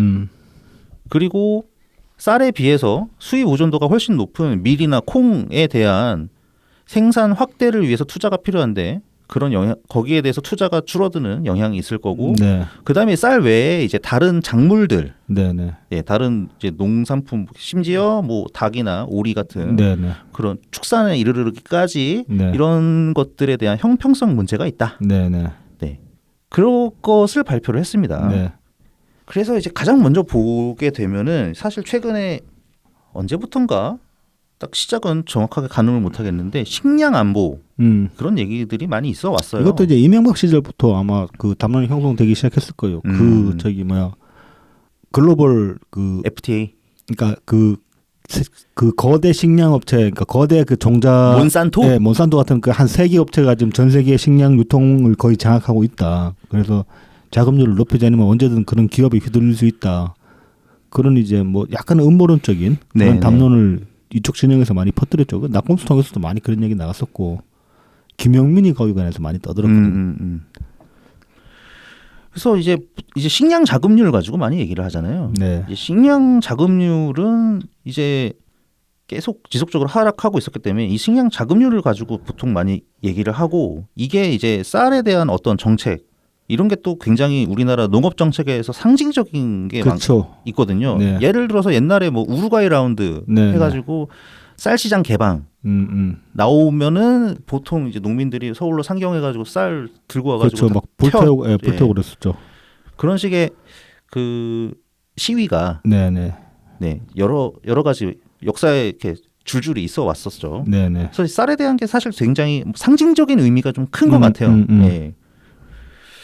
근데 이제 쌀이 갖고 있는 것을 보면은 일단은 이제 식량 자급률이라는 거는 계속 지속 하락해 왔었어요. 네. 그러니까 1980년대에서는 자급률이 한 70%였던 게 이제 최근 뭐 한 2019년 정도 들어오면은 46% 남짓 네네. 됩니다. 네. 그래서 뭐 걱정이 될 만한 그런 수치이긴 하죠. 수치상으로 보면. 네네. 그다음에 이제 쌀을 볼게요. 근데 쌀이라는 거는 그래도 상대적으로 상당히 괜찮은 편입니다. 네. 우리나라는 워낙 그 쌀 생산이 잘 되는 나라 중에 하나라서 네. 그래서 쌀은 100%를 심하게 초과하진 않지만 2010년에는 104.5%였었고 이미 이제 자급률 거의 쌀은 다 달성한 상태죠. 네네. 말하자면은. 지금 약간 소폭 하락해가지고 92.1%. 네네. 네, 그 정도 됩니다. 네. 거기에 비해서 나머지들은 다 턱없이 낮아요. 네. 뭐 보리쌀 같은 경우는 그 좀 늘어나가지고 한 50% 가까워졌고, 네. 그 다음에 콩은 26.7%. 네. 그 다음에 이제 밀은 워낙 낮죠. 네. 밀은 이게 0.7%. 네. 밀은 0.7%고 옥수수가 3.5%. 그러니까는 오히려 좀 다른데 투자가 들어가서 생산성을 어떻게든 좀 높여야 될 여지가 있어 보이는 부분이 있죠. 그 사실 이제 그 작물이 이렇게 지금 쌀 위주로만 이렇게 확 쏠린 게 원래 우리나라가 이런 구조였던 거 아니었거든요. 이게 일제 때 그 일본에서 이제 그 수탈 정책 펼치면서 당시 조선을 이제 쌀 생산 기지화 시키면서 밀 같은 거 작물 그 재배를 제한을 둬버렸다고. 그래서 다 그 밀 키우던데 다 때려치우고 논 만들어가지고 쌀 키우라고. 그렇게 해서 쌀만 밀어붙인 결과가 지금 이런 그 농업 구조로 고착이 된 거거든요. 말하자면. 네. 그런 면에서 본다면 그러니까 우리도 우리나라 음식 중에 전 부쳐 먹고 그런 게 있었는데 그럼 옛날에 밀가루 어떻게 구했겠냐고. 그때는 밀을 그만큼 키웠다는 얘기거든요. 네. 그러니까 국수도 해 먹고 그랬던 거지. 그래서 이제 그렇게 보면은 그 아까 이제 앞서 말씀하신 그 작물의 어떤 형평성 같은 거, 네네. 그다음에 이제 그 생산품의 그 다양화 같은 그런 면에서 봐도 사실 쌀 위주로만 지금 계속 이렇게 쌀을 메인에 놓고 항상 쌀이 모든 거의 중심이 돼야 된다 이런 세계관에서 좀 벗어날 필요가 있다고 봅니다. 저도. 네. 수요가 지금 충분히 따라주기 때문에 다른 작물들이 그래서 민주당이 이 법안을 통과한 게 저도 그런 면에서 좀 그 형평성이 어긋난다 그런 식의 이제 답글을 하나 달긴 했었죠 당시에. 네네. 지난주에. 네. 그게 이제 산업이라고 돼 있어가지고 그분이 오해를 하신 것 같아. 네. 다른 작물 이렇게 했어야 되는데. 네. 그렇죠. 다른 산업과의 요새로 제가 그렇게 적어가지고 농업이랑 뭐 공업이랑 뭐 형평성 따지자는 거냐, 뭐 그렇죠. 이런 생각을 오해를 한 것 같더라고요. 네네네. 예, 근데 이제 쌀 같은 경우에는 그러니까 수요가 받쳐주면은 그러면은 시장에서 다 흡수가 가능하잖아요. 그렇죠. 아무리 많이 생산이 돼도. 네네. 그러니까는 초과라는 거는 필요한 수요 이상으로 생산된 것 때문에 생기는 일이니까. 네네. 근데 이제 그 수요는 과연 어떠냐? 우리가 이제 1인당 연간 쌀 소비량을 네. 얘기를 할 수가 있는데요. 네. 이 데이터를 보면은 이게 지속적으로 하락하고 있는 추세입니다. 네네. 네. 그래서 지금 1년간 한 사람이 그 소비하는 게 네. 56.7kg 정도 네. 된다고 하는데 이게 10년 전에는 67.2kg이었대요. 그러니까 10kg 이상 빠진 거네. 네네. 그렇습니다. 그러니까 퍼센트 비율로 하면은 15.6% 정도 감소했다고 하는데요. 이게 계속 감소하는 추세이기 때문에 네. 한 10년 정도 지나면은 그러니까 2010년까지는 아니고 2030년 정도 네. 에서는 그 어디야 대만 아니었나? 네, 한국농촌경제연구원의 네네. 전망에 의하면은 네. 대만 수준 네. 44.9kg 네. 정도까지 감소할 거다. 그러니까 우리 같은 경우는 아무래도 쌀이 메인이니까 네네. 식사의 메인이니까 그렇지만 중국만 돼도 뭐 저기 밀가루 음식 많이 먹으니까 그래서 대만 같은 경우는 44%그 정도로 이제 나오지 않겠나 그렇게 생각이 되는데 네. 그러니까 우리나라 같은 경우도 이제 밥에 대한 의존도가 많이 떨어졌죠. 이제 많이 내려왔죠. 네. 사실 옛날에 비하면 네네. 다양하게 또 먹을 수 있는 먹거리들이 많이 생겼고. 그렇죠. 네. 그 다음에 최근에 또 이게 일단 특히 또 소비가 줄어든 거는 그 쌀 가공해서 네. 하는 업체들이 많이 있는데 그 네. 중에서 이제 술 만드는 곳에서 쌀을 소비하는 게 좀 작년에 많이 줄었다고 해요. 아, 네네. 그게 이제 불황이랑 좀 상관이 있겠네. 그거랑 좀 연관이 있는지. 네, 아무래도 좀. 그 술 만드는 업체들이 그러니까 쌀을 사용하는 술 만드는 업체 그러면 좀 고급 술을 만드는 그런 업체일 테니까 술도가들 그러면은. 그렇죠. 그런데서 이제 소비량이 줄면 소비량이 줄 수 있죠. 뭐 가게 들어가기도 힘들었고 가게에서 먹기도 힘들었고 뭐 경기도 전반적으로 안 좋으니까 그런 면도 있겠죠 분명히. 그래서 어쨌든 그러니까 쌀이 초과 생산량이 없어지는 게 이게 쉽지 않다. 네네. 추세상. 네. 네. 그러면은 정말로 농식품부 예상처럼 계속 정부 재정이 쌀을 사들이는데 투입이 될 가능성이 굉장히 높죠. 그래서 이게 의무화 돼 버리면은 그냥 계속 사들여야 돼. 그렇죠. 기계적으로 네. 사들여야 되죠. 예. 그러니까는 정부는 거기에 대해서 이제 상당한 부담을 느낀다고 얘기할 수 있고, 그리고 타당한 그리고 그게 주장인 것 같아요. 그게 또 이제 산업 체질 면에서 봐도 결코 그게 득되는 일이 아니죠. 전반적으로. 그러면 계속 그냥 고정적으로 사주니까 그러면 관성적으로만 따라가면 되는 거잖아요. 그렇죠. 이게 그러니까는 구조화 된다는 거예요. 그러니까 쌀 가격이 하락해가지고 쌀을 농사 지어봐야 재미가 없다. 그러면 내가 다른 작물을 키워야겠다. 뭐 이렇게 될 수도 있는데 그렇죠. 그거를 막아버린 거죠. 네. 좀 어차피 뭐 정부가 사주니까 난 쌀 계속 키울래. 네. 하던 거 계속 하는 게 편하니까 사람은. 그리고 지금 현실적으로 수치적으로 봐도 그렇게까지 쌀 생산을 이렇게 그 정부가 밀어줘야 될 그런 이유도 없다. 왜냐하면 자금률은 충분하기 때문에. 네네. 지금 현 상황으로도. 예전에 제가 그 즐겨보던 일본 만화 중에 라면 요리왕이라는 만화가 있는데. 예. 거기 보면 이런 에피가 있어요. 그 이제 오래된 라면집이 하나 있었는데 사장이 죽었어. 사장이 죽고 이제 그 며느리가 가게를 물려받았어요. 그래가지고 이제 사장은 죽었지만 나머지 종업원들 그대로 있는 상태로 가게 그대로 있는 상태로 물려받아가지고 그대로 영업을 계속했는데 레시피가 그대로 다 있는데도 갈수록 그 수익이 안 나는 거야 가게가. 네. 그래서 이제 그 주인이 이제 막 그 이제 물려받은 며느리가 이제 새로운 사장이 이제 가게를 찾아가가지고 이것 좀 우리 가게의 어떤 그 레시피도 좀 이제 시대 추세에 맞춰가지고 변화를 줘야 되고 약간 인테리어도 바꾸고 좀 접객 형태도 바꿔야 되겠다 그렇게 얘기를 하니까 종업원들이 다 들고 일어난 거야. 이거 사장님이 지키신 전통인데 이런 식으로 무너뜨린 게 어딨냐 하면서 막 들고 나고 막 울고불고 난리가 난 거야. 그래서 이제 처음에는 그 며느리가 내가 잘못 생각했구나 그렇게 생각했는데 가면 갈수록 점점 장사는 안 되는 거야. 그래가지고 이제 컨설턴트한테 맡기거든요. 네. 그래가지고 컨설턴트가 싹 뜯어 고쳐버려요. 그냥 그리고 그 막 전통 지키라는 종업원들 대놓고 갈고 가지고 다 쫓아내고 그래가지고 가게가 이제 그 제대로 돌아가는 그런 이야기인데 그게 이제 그러면서 그 컨설턴트가 그런 이야기를 합니다. 저 사람들이 옛날 사장을 존중하고 추억하고 이제 그 전통을 지키고 싶은 것처럼 말을 하고 있지만 그 사실은 그게 아니다. 바뀌면 자기들이 그만큼 일이 많아지고 그만큼 귀찮아지니까 그걸 원하지 않는 것뿐이고 이 사람들은 매출이 오르든 안 오르든 상관없다. 왜냐하면 월급은 똑같이 나오니까. 그래서 이 사람들은 이런 식으로 그 사람들을 거기서 가게에 두면은 가게는 망할 수밖에 없게 된다. 그런 결론으로 나오거든요. 네네. 지금 이 쌀 그 의무적으로 정부가 쌀을 무조건 매입하게 만드는 이런 법안도 좀 비슷한 면이 있는 것 같아요. 그렇게 보면은. 네. 저도 그 부분을 지적을 하고 싶고 한편으로 이제 민주당에서는 거기에 대해서 반론을 또 했는데요. 네. 전국 농어민 위원장을 하고 있는 네네. 이원택 김제 부안 의원의 말을 들어보면 네. 이 공급 과잉에 대해서는 타작물 재배 지원 사업을 통해 해소하면 된다. 네. 그러니까 타작물과 이거는 정확하게 이거 같죠. 그 타작물과의 형평성 문제. 그거는 그냥 그쪽에서 지원하면 된다. 그러니까 전체적인 예산을 늘리라는 소리잖아요. 예, 전체적인 예산을 늘리라는 얘기죠. 네.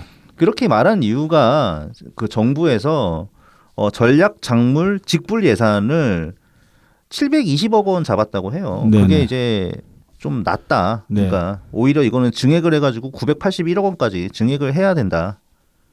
그런데 이제 정부 반대를 해가지고 그 예산 자체가 오히려 더 줄어서 401억 원 증액에 그쳤다고 합니다. 뭐 그러니까는 오히려 그냥 윤석열 정부가 예산을 충분하게 사용하지 않아서 그런 것이다. 뭐 이렇게 얘기를 합니다. 네.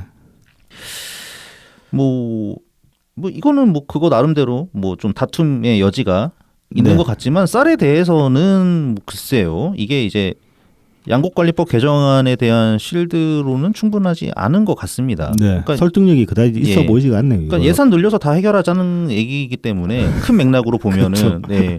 그래서 좀 그 뭐 복지 예산 가지고 논쟁 벌어질 때 나오는 거랑 좀 비슷해 보이는 네, 네. 네, 그런 게 있어서 양곡관리법 개정안 이게 아주 흔쾌히 민생을 위한 정책이다라고서 생각하기는 좀 무리가 있지 않나. 그러니까 제한적 예산안에서 어떻게 균형을 맞출 것인가 그거를 논해야 되는 거지. 예산안 무조건 늘리면 된다라고 얘기하는 건 사실 더구나 이제 농어민 위원장인데 이 사람은 네네. 이게 되게 게으른 발언입니다. 어떻게 보면은. 네. 실제로 이제 다른 곳 이제 예를 들어서 이제 양계 협회 네. 아니면은 뭐 이렇게 가금류 협회 네네. 같은 곳에서는 자신들에게 돌아오는 예산이 줄어들까봐 좀 이 예.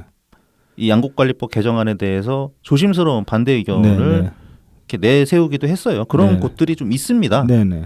네, 그러니까 국가는 어차피 전체적으로 생각을 해야 돼요. 그렇죠. 예, 그러니까 쌀농사 짓는 분들만 생각해서는 안 된다는 얘기죠. 그렇죠. 밸런스를 어떻게 맞출 것인가. 네네. 그걸 가지고 계속 이야기를 해야 되는 거지. 캐파를 늘리면 된다. 이런 소리는 나도 하지. 그렇죠. 예산 더 때려 부어. 예, 이건 정말 그래서 게으른 소리죠, 사실. 한국은행 돈 찍어. 예. 최백은 이원택 이 양반도 대머리 까진 거 아니야? 이런 소리 하는 사람 90% 이상은 대머리까지 떠보면 되는데. 네. 그래서 너무 근시안적인 사고다. 네. 네. 그래서 대리가주님이 이렇게 막 민생법안 뭐 이거 가지고 이제 사실 그 조정훈 의원 같은 경우도 반대를 했거든요. 네. 좀 그렇군요. 그 양반 스탠스에 비춰보면 이거 반대할 것 같지 않아 보였는데 네. 그 양반도 이 비슷한 논리를 들었어요. 이게 형평성이 맞지 않다. 그 다음에 이게 그냥 무턱대고 그냥 돈 때려박자는 식의 포퓰리즘밖에 안 된다. 그런 식으로 비판을 했어요. 이분이 그 예전에 기본소득 그 그러니까. 주장하셨던 스탠스랑 너무 달라져가지고 뭐 좀 신기합니다. 근데 저는 이제 기본소득, 그러니까 이재명식의 기본소득론이 문제였지. 기본소득 자체는 뭐 이따가도 다시 얘기를 하겠지만은 충분히 어느 정도는 한 번은 얘기를 꺼내볼 만한 주제라고 생각을 했어요. 네. 그래서 기본소득론자를 전부가 막 그 불합리하고 막 그 몰상식한 그런 사람이라고 생각 안 했거든요. 그런데 네. 용해인이나 뭐 이재명 같은 경우는 이 제일 저급에 제일 하급에 핫바리에 공부 네. 진짜 하는 기본소득론자들이에요. 거기에 비하면 조정훈 의원은 상대적으로 그래도 그나마 생각이 있는 사람이라고 저는 그렇게 보여집니다. 최근의 행보들을 보면은. 네네. 근데 그래서 이제 저는 이제 조정훈 의원의 케이스에 빗대 케이스를 또 꺼내서 얘기를 했는데 그 댓글 다신 그분은 또 내리가즘님은 또 조정훈 이상한 소리만 한다고. 그렇지 뭐 이재명 지지자 입장으로 보면 이상한 소리만 하는 걸로 보이겠죠. 예. 근데 그렇게 그냥 일반적으로 그냥 그 사람이 무슨 말을 했는지를 따져보지 않고 그냥 이상한 소리다라고 매도를 할 거면은 애초에 댓글 달고 토론하겠다고 덤비지를 말아야 되는 거예요. 그거 그냥 내 말만 하겠다는 얘기거든. 그래서 저는 이제 굳이 글을 안 섞었던 겁니다. 네네. 그리고 또 이제 뭐 굳이 하나 첨언하자면은 저희한테 이거 왜 그 민생법은 안 다르냐고 그러시는데 그거는 저희한테 따질 문제가 아닙니다. 사실은 민주당한테 따져야 돼요. 민주당이 이슈 파이팅을 지금 못 하고 있잖아요. 이런 민생 현안들을 가지고 이재명한테 빨려 들어가고 네, 있죠. 왜 못하고 있습니까? 이재명한테 빨리 들어와서 못하는 거예요. 그러면은 이런 민생 법안이 묻히는 게 정말로 안타깝다고 생각되시면 저희 뭐 구독자 1000명 조금 넘어가는 이런 핫바리 유튜브 와가지고 따지실 게 아니라 단계 들어가가지고 니들 왜 민생 투쟁 제대로 안 하냐고 왜 이슈를 다 이재명한테 돌리고 있냐고 그렇게 거기서 가열차게 싸우셔야 되는 겁니다. 뭐 그것도 그렇지만 아니 자주 오세요. 자주 와. 예, 자주 들어오세요. 네, 저희 흥행의 불쏘시개가 되어주십시오. 예. 들어와. 예. 왜 그 에피소드 하나 이렇게 편하게 준비하고 얼마나 좋습니까? 그래서 이제 그분이 또 이제 이어서 하나 또 지적하신 게 이 그 저희 썸네일 아마도 그러니까 제가 보기에 그분이 저희 방송 들으셨을 것 같진 않아요. 네. 지난주에 그럴 수 그, 있죠. 그 썸네일 네. 보고 빡쳐가지고 들어오셔가지고 한마디 남기신 거 아닌가 저는 그렇게 생각하는데 네. 그래서 이제 어쨌든 썸네일 굉장히 성공적이다. 네, 저도 좀 나름 의도한 바가 있었는데 그 사진 2개 대비씩 붙인 것도 그렇고 애초에 이제 좀 부끄러운 말씀이지만은 다소의 선정성을 노렸다. 제 나름의. 근데 그게 잘 먹힌 것 같다. 뭐 그런 네네. 생각이 듭니다. 어쨌든 예 환영합니다. 네. 제가 뭐 매번 매주 뭐 여론조사 발표되는 거를 매주 다룰 필요는 없거든요. 그렇죠. 하지만 계속 제가 추적하고 있다는 거 네. 트레이싱을 하고 있습니다. 제가 네, 네, 그래서 네. 마침 또 추천 여론조사 기관과 네. 제 생각이 또 일치하기 때문에 네. 네, 아주 기분 좋게 준비했습니다. 네. 한마디로 잘 장박아뒀던 아이템을, 보물상자를 네. 열었죠. 그 네. 이제 뭔가 열만한 그런 명분이 잘 안 보였는데 그렇죠, 그렇죠. 명분 하나 만들어 주신 거지. 네. 이 썸네일 조사가 이제 뉴시스에서 의뢰하고 그다음에 이제 국민 리서치 그룹이랑 에이스 리서치 조사라는 곳에서 네. 그 조사를 하는 그런 조사예요. 거기가 좀 드라마틱하게 벌어지긴 했어요. 네네. 막 10몇 프로 이렇게 벌어졌으니까. 네. 근데 확실히 거기가 그 무선 ARS 100% 조사인데 응답률이 1.7%더라고요. 그 조사가. 네. 그러니까 좀 낮긴 낮아요. 네. 낮긴 낮아서 저 같아도 그냥 참고 정도만 네, 하고 네. 굳이 이제 기록은 안 하는 타입이긴 합니다. 네.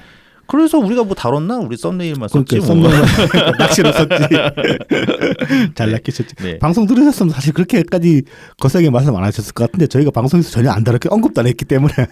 네네. 그래서 이제 그 조사를 이제 기사들이 네. 인용을 하면서 이게 이제 1월 둘째 주랑 2월 둘째 주 조사를 이제 비교해가지고 막 이제 민주당 떨어지고 네. 국민의힘은 늘어났다. 네네. 뭐 이제 그런 내용들을 실었는데 그래서 네. 이제 이재명 사법 리스크가 드디어 현실화되는 것이냐 네. 이제 이런 내용들이었단 말이죠. 네. 그러면 이제 그분이 말씀하신 대로 네.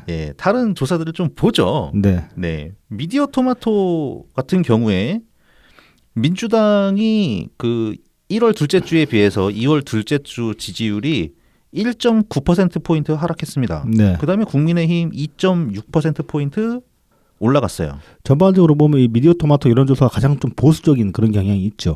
그리고 좀 민주당 지지율이 좀 세게 나와요. 네, 그 네. 조사가. 네. 그리고 그런데 그 조사에서 이렇게 된 결과 두 당의 지지율이 거의 붙었어요. 오차범위 내로. 이거 굉장한 일입니다. 네. 예. 그러니까 다른 조사 같으면 벌어질 만한 상황인데 네, 네. 미디어 토마토는 붙었어요. 뭐 그러니까 어쨌든 추세적으로 보면은 민주당이 떨어지고 국힘당이 올라온 건 맞는 거죠. 네, 한 달 동안. 네. 그다음에 또 이분이 추천하신 리얼미터. 실내 리얼미터. 실내 리얼미터. 김어준 친구 리얼미터. 예, 저도 다시 이제 리스트에 올린 네. 그 리얼미터입니다. 네. 한 달 동안 민주당 5.8%포인트 떨어지고 국민의힘은 4.5%포인트 늘어났어요. 네, 네. 그러면서 역전됐습니다. 네. 민주당이랑 국민의힘 지지율이. 레알미터조차 이렇게 네. 된 거예요. 네. 네, 그거 보셨는지 궁금하고요. 집어던지셔야 될 것 같은데. 네. 그다음에 이제 뭐 그냥 또 참고 삼아서 보고 있는 이거는 이제 격주로 올라오는 여론조사 공정입니다. 거기서는 마이너스 4.1%포인트 민주당 하락하고 네. 4%포인트 국민의힘이 상승해가지고 역시 좀 벌어지는 추세. 네, 네. 그다음에 이제 MBS 전국 지표조사 네. 여기는 민주당이 1%포인트 하락했는데 국민의힘이 4%포인트 상승했습니다. 네. 그리고 갤럽은 민주당 4% 떨어질 때 국민의힘 4% 늘어나고 네. 자 마지막으로 이제 여론조사 꽃 보죠. 네. 얘네는 이제 올해 들어와가지고 김어준이 적극적으로 네. 두 가지 조사를 다 해요. 그러니까 무선 ARS 100% 조사랑 무선 면접 100% 조사. 네. 그거를 올해 들어와가지고 매주 두 개의 조사를 다 하더라고요. 네, 네. 이 일단 무선 ARS 보죠. 네. 무선 ARS 보면은 민주당이 3.4%포인트 올랐네. 지지율이 올랐어요. 네, 그리고 네. 국민의힘은 1.2%포인트 하락했어요. 네. 그러니까는 무선 ARS가 여론조사 꽃만 좀 다른 데 조사들하고 확 튀네. 추세가 다르다. 네, 네. 네. 반대 추세로 가네요. 네네. 그래서 좀 이상하다. 네. 의심받기 너무 좋다. 네. 대신에 그 무선 면접 100% 조사는 어떠냐? 네. 민주당이 마이너스 3.9%포인트 하락하고 국민의힘은 3.6%포인트 증가했습니다. 오. 이건 또 이제 이 여론조사 꽃 그 구독자분들이 집어던질 만한 기라고 한데 네. 근데 이제 보통 또 이게 그 기사화되는 거는 ALS지. ARS만 네. 기사화가 되거든요. 네. 하지만 사실은 김어준은 면접에 더 주안점을 두고 싶었을 텐데 오히려 의도하지 않은 결과가 나온 것 같아요. 아니 근데 김어준은 그 뉴스공장 그 TBS에서 할 때도 네. 무선 면접을 좀 잘 안 믿으려고 했었어요. 면접을 안 믿으려고 했어요. 예, 왜냐하면은 ARS가 민주당이 잘 나오거든. KSY 시절부터. 단순해서 좋다. 예. 그러면서 이거 뭔가 좀 야로가 있다 뭐 이런 식으로 네. 맨날 뭐 그런 식으로 얘기하고 싶어 했는 그런 냄새를 막 풍겼었는데 네. 지가 해봐도 뭐 안 되는 거죠. 네. 뭐 지돈 들여서 지가 하는데 물론 네. 이제 그 다른 분들의 후원금으로 하는 거지만 저는 그래서 어느 정도 믿습니다. 이 여론조사 꽃을 네. 완전히 무시하진 않아요. 예. 그리고 무선 ARS가 반대 추세로 나왔는데 이거 일시적으로 2주만 좀 튀었을 수도 그렇죠. 있다. 이제 좀 여론조사도 여론조사도 사실은 어떤 그 표본 집단을 가지고 대표성을 가졌다고 그렇게 보는 거잖아요. 말하자면. 네네. 근데 그 개별의 여론조사도 사실은 그 하나만 가지고 의미가 있는 게 아니라 전체를 통으로 놓고 봤을 때 어떤 식으로 흘러가느냐 이제 흐름을 보는 게 중요한데 네. 그렇게 보면은 뭐 중간에 한번 좀 이례적으로 튈 수도 네네. 있는 거죠 이렇게. 네. 앞뒤를 계속 이어서 봐야지 어떻게 되는지 확실하게 좀 더 그 네. 분석이 나오는 거지. 뭐 비록 이게 이제 한 달 정도의 그 기간을 가지고 추세를 낸 거긴 하지만 더 길게 늘려 볼 수도 있으니까요. 그렇죠. 그래서 제가 좀 늘려 보긴 했어요. 네. 이게 그 작년 11월 정도입니다. 그때가 민주당이 당시 지지율 좀 고점 찍었을 때고 정확하게 국민의힘이 저점을 찍었을 때 네. 대략 시기적으로 이때가 윤석열 대통령이 그 아세안 회의 뭐 참석하고 오고 그러면서 이게 윤석열 대통령이 좀 해외 나갔다 오면은 막 떨어지잖아요. 논란도 좀 커지고 뭔가 뻘짓을 하고 그래가지고 예. 뻘소리 하고 그래가지고 그래가지고 그때도 이제 뭐 여러 가지 논란들이 있고 뭐 김건희 여사를 가지고 나온 논란들도 있고 그래서 네. 좀 떨어졌었어요. 네네. 떨어졌었는데 그래서 그때랑 이제 2월을 비교를 하면은 그럼 어떻게 되느냐? 그러니까 그 고점 찍은 다음에 민주당이 쭉 떨어지고 국민의힘은 쭉 늘어나고 네. 이런 추세가 발견이 되고 이거는 여론조사 꽃 무선 ARS 조사에서도 동일하게 나타난다. 네네. 네. 그러니까 여론조사 꽃 무선 ARS 같은 경우는 민주당은 고점 대비 네. 그러니까 11월 대비 3.9%포인트 하락하고 국민의힘 지지율은 7.5%포인트 상승합니다. 추세적으로 이제 네, 추세적으로. 그렇게 예. 되는 거죠. 그리고 이제 갤럽 한정에서 윤석열 정부 국정 지지율도 보면은 이때 저점 찍고 11월에 저점 찍고서 슬금슬금 올라옵니다. 예. 하지만 진짜 느리다. 올라오는 속도가. 그러니까 찔끔찔끔. 지금 언제 또 나락으로 떨어질지 모른다. 그래서 이제 전주랑 다음 주랑 비교해 보면은 그 오차범위 내에 들어가가지고 이 오르는 게 의미가 없는데 이거를 이제 몇 달간 걸쳐가지고 통으로 놓고 쭉 보면 그래도 느리지만 올라가니까 결국은 오르는 추세라고 말할 네. 할 수 있게 되는 거죠. 네네. 그럼 이 11월에 그럼 무엇이 이렇게 뭔가 반전을 만들었을까 생각해 보면은 그게 있어요. 10월 말인가 그때 유동규 씨가 구속기간 만료로 구치소에서 나오거든요. 네네. 그 다음에 11월 들어오면은 남욱도 나옵니다. 네네. 김만배도 나오고. 네. 그러면서 이재명 리스크에 대한 기사량이 엄청나게 늘어나죠. 유동규 씨가 막 입을 엄청나게 털지 않았습니까? 네네네. 네. 그때 뭐 우리도 다루고 그랬었지. 네네 그렇죠. 영화 대사 같은 소리 막 계속 뱉어대고 해가지고. 예. 그러니까 물론 언론 탓을 할 수도 있어요. 이재명 지지자들은 뭐 언론에서 의도적으로 뭐 이재명의 악의적인 내용만 보도를 했기 때문에 떨어졌다고 네. 하지만 뭐 어쨌든 그래도 떨어진 건 떨어진 겁니다. 네. 사람들이 그러니까는 이재명 지지자들처럼 이재명의 말을 믿지 않기 때문에 네. 결국 뭐 언론의 손을 들어준 거 아니겠습니까? 그런 식으로 얘기하면 나는 그리고 언론 탓하는 게 좀 그 우스운 게 그분들 저기 김어준이 나라 구했다고 그러는 분들 아니에요? 그렇죠. 김어준 하나면 그 언론도 다 씹어먹을 수 있는 거 아니야?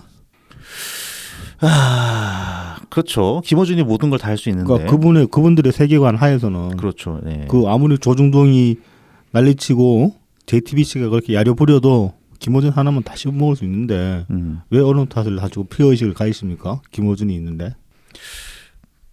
글쎄요. 하여튼 그분들도 좀 언더독 프레임이 예, 강하게 작동하시는 분들이라서. 네, 네. 네. 아 그러고요. 이제 지난주랑 이번 주를 좀 비교를 하면은 사실은 뭐 저의 짧은 예상으로는 네. 민주당과 국민의힘 지지율이 더 벌어지지 않을까 네. 생각했는데 일단 그러지는 않았어요. 네네. 더 벌어지지는 않고 네. 차이가 약간 좁혀든 조사도 있고 네.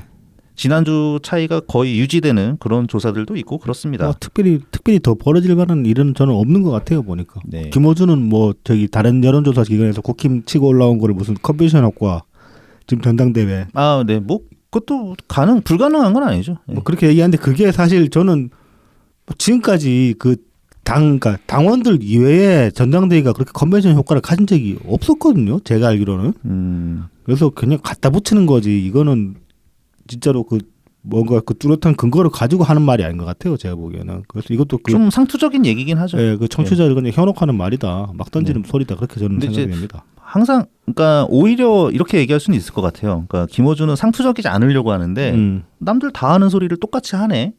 뭐 이렇게. 그렇죠. 네. 예. 대부분 뭐 여론조사 기관들이 그런 얘기 하긴 하거든요. 네네. 네. 그래서 뭐 김어준도 거기서 거기다. 네. 네, 그렇게 얘기할 수 있겠고요. 그래서 이번 주에 오히려 이제 약간 추세상으로 더 벌어지진 않았기 때문에 다음 주가 이제 월요일에 그 체포 동의안 그거에 따라서 결과가 나오잖아요. 예. 그러면 다음 주 조사 또는 다다음 주 발표되는 조사에서는 네. 딱 그게 사실 반영이 될 거란 말이죠. 체포 동의안 가결이든 부결이든 그렇죠. 그 결과가 네. 반영된 여론조사 지지율이 나올 텐데 네네. 그게 더 궁금합니다. 그렇습니다. 어떻게 그러니까 그 결과를 가지고 어떻게 해석을 해야 될지 네네. 그것도 되게 저도 궁금하긴 합니다. 네, 뭐 그러니까 뭐 이 정도 얘기하면 뭐 글쎄요 내리가즘님이 만족하지 않을까. 예. 근데 들으실지 안 들으실지 모르겠어요. 네. 좀 들으셨으면 좋겠는데. 아, 내 들으라고 내가 일부러 그 댓글에다가 좋아요도 찍어놨단 말이에요. 고백하자면 저는 싫어요 찍었습니다. 저는 쪼잔하기 때문에. 네, 관심 댓글로 이렇게 네. 딱 지정 꼭 다시 와서 들으라고. 네. 이만큼 성의를 보였으면 다 들어줄만 하지 사실. 예, 아유 제 성의 있겠습니다. 네, 저희 구독자분들 댓글도 이렇게 방송에서 언급을 안 하는데. 죄송합니다. 우리 구독자님들 죄송합니다.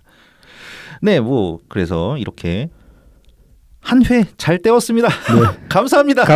아이템 하나 던져주셔가지고. 네. 네. 자, 그다음 이제 다음 얘기로 넘어가 보죠. 자, 이제 이번 주에 그 시민언론 민들레에 이제 유시민 그 칼럼 고정 코너에 이제 글이 하나 올랐어요. 불체포 특권에 관한 헛소리라고 이제 유시민이 쓴 글이 올라왔는데. 헛소리. 야, 네. 이거 완전 옛날 유시민으로 돌아갔네. 네. 헛소리 맞습니다. 결론적으로는. 아, 네네네. 헛소리 맞고 저희 뭐 사실 이거 좀 유튜브 그 팟빵에는 쓰면 이제 필터링 걸리는 단어 개소리. 개소리로 보이는데 뭐 아무튼 21일 날 올라온 거를 가지고 한번 천천히 좀 한번 까보고 싶어가지고 가져왔습니다. 그 내용을 보면은 뭐 헌법 44조에 이제 국회의원의 불체포 특권이 명시되어 있고 헌법 45조에 면책 특권이 또 명시되어 있다고 합니다. 이게 이제 그리고 그동안에 이제 독재 정권들 그러니까 이승만이나 박정희나 전두환 때도 뭐 개헌을 많이 했잖아요. 걔들이 지들 장기 집권하려고. 네네. 하지만 이 불체포 특권이나 면책 특권은 건드린 적이 없다고 합니다. 또 의외로. 근데 이건 안 건드릴 말 있을 거예요. 왜냐하면은 이 국회의원이 자기 팬들도 있거든. 근데 구린 짓은 걔들이 다 많이 하거든. 그렇기도 하고 이제 미국 눈치 뭐 이런 것도 있지는 않았을까? 뭐 그럴 수도 네. 있죠. 네. 그러니까는 민주주의 국가에서 이렇게 대놓고 독재를 할 수는 없으니까. 네. 예.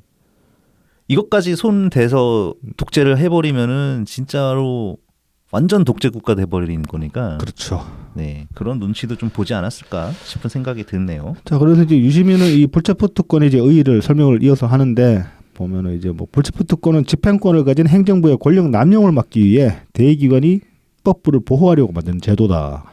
그래서 만약 대통령과 합법적 강제력을 행사하는 법무부 행안부 장관 등이 권력을 남용할 위험이 전혀 없다면 이런 제도는 없어도 된다.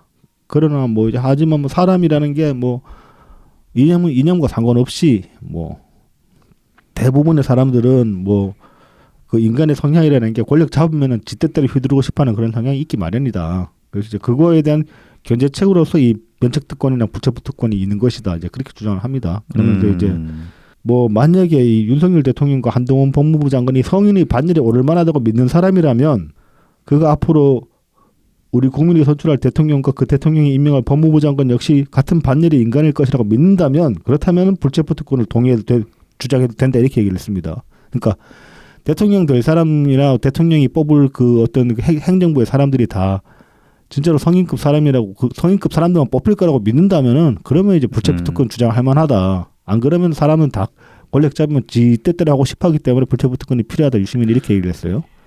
이재명이 이재명한테 따져. 그러니까 이제 뭐 그러면서 이제 그런데 이제 그런 믿음을 근거로 불체포특권을 주장하는 정치인은 자기도 한 번도 못 봤다고 그래요. 그러니까 이제 지금까지 불체포특권을 주장하는 게 말하자면은 그 정치 혐오에 기인한 그런 포퓰리즘 성격이라는 거 이제 유시민 진단을 내리고 있는데 지난 대선 때 말씀하셨다시피 지난 대선 때 이재명도 불체포특권 폐지한다고 폐지 공약을 걸었어요 이 사람아. 심지어 이유가 더 가관 아니었습니까? 네. 저같이 깨끗한 사람은 필요 없기 때문에. 앞서서 이제 윤가피님이 시작하셨던 그 예. 문장. 아씨 그랬다고 유시민 씨. 그러면 좀 이재명이 그 포퓰리스트라고 유시민은 먼저 규정을 내려줘야 되는 거예요. 그렇죠. 네. 근데 뭐 별로 그런 얘기는 안 하는 것 같고. 네. 이어서 보면 이제 그 불체포특권을 폐지하려면 앞서 말씀드렸다시피 불체포특권이 헌법 44조에 명시되어 있기 때문에 개헌을 해야 됩니다. 네네. 이걸 폐지를 하려면. 그렇죠, 그렇죠. 근데 개헌은 뭐 지금까지 봐왔던 뭐 아직 지금 개헌 제대로 논의된 적이 없잖아. 뭐 한번 해보려고 해도 계속 막혔잖아. 네. 그러다 보니까 이제 뭐 지금 그 반 이재명 정치권이 이제 반 이재명 범반 이재명 세력에서는 이제 그냥 불체포특권 스스로 내려놔라라고 이제 지적을 하고 그렇죠. 있다. 그래서 그냥 그 영장 실질 심사를 받으러 가라. 네, 그러면서 이제 뭐 대통령과 법무부 장관과 여당 국회의원이 그런 이유는 누구나 안다. 그들은 정치인 이재명을 제거하고 싶다. 아니지. 유시민은 진짜 몰라요. 이재명이 지금 민주당에서 나온 모든 대권 주자 통틀어 가장 만만한 인간이라는 거를 유시민은 몰라요. 모르는 건지 알면서 이러는 건지 모르겠지만은 국힘당 입장에서 이재명만한 카운터 파트는 없어요. 아, 그렇죠. 아주 그냥 그 온몸이 급소인 온몸이 급소.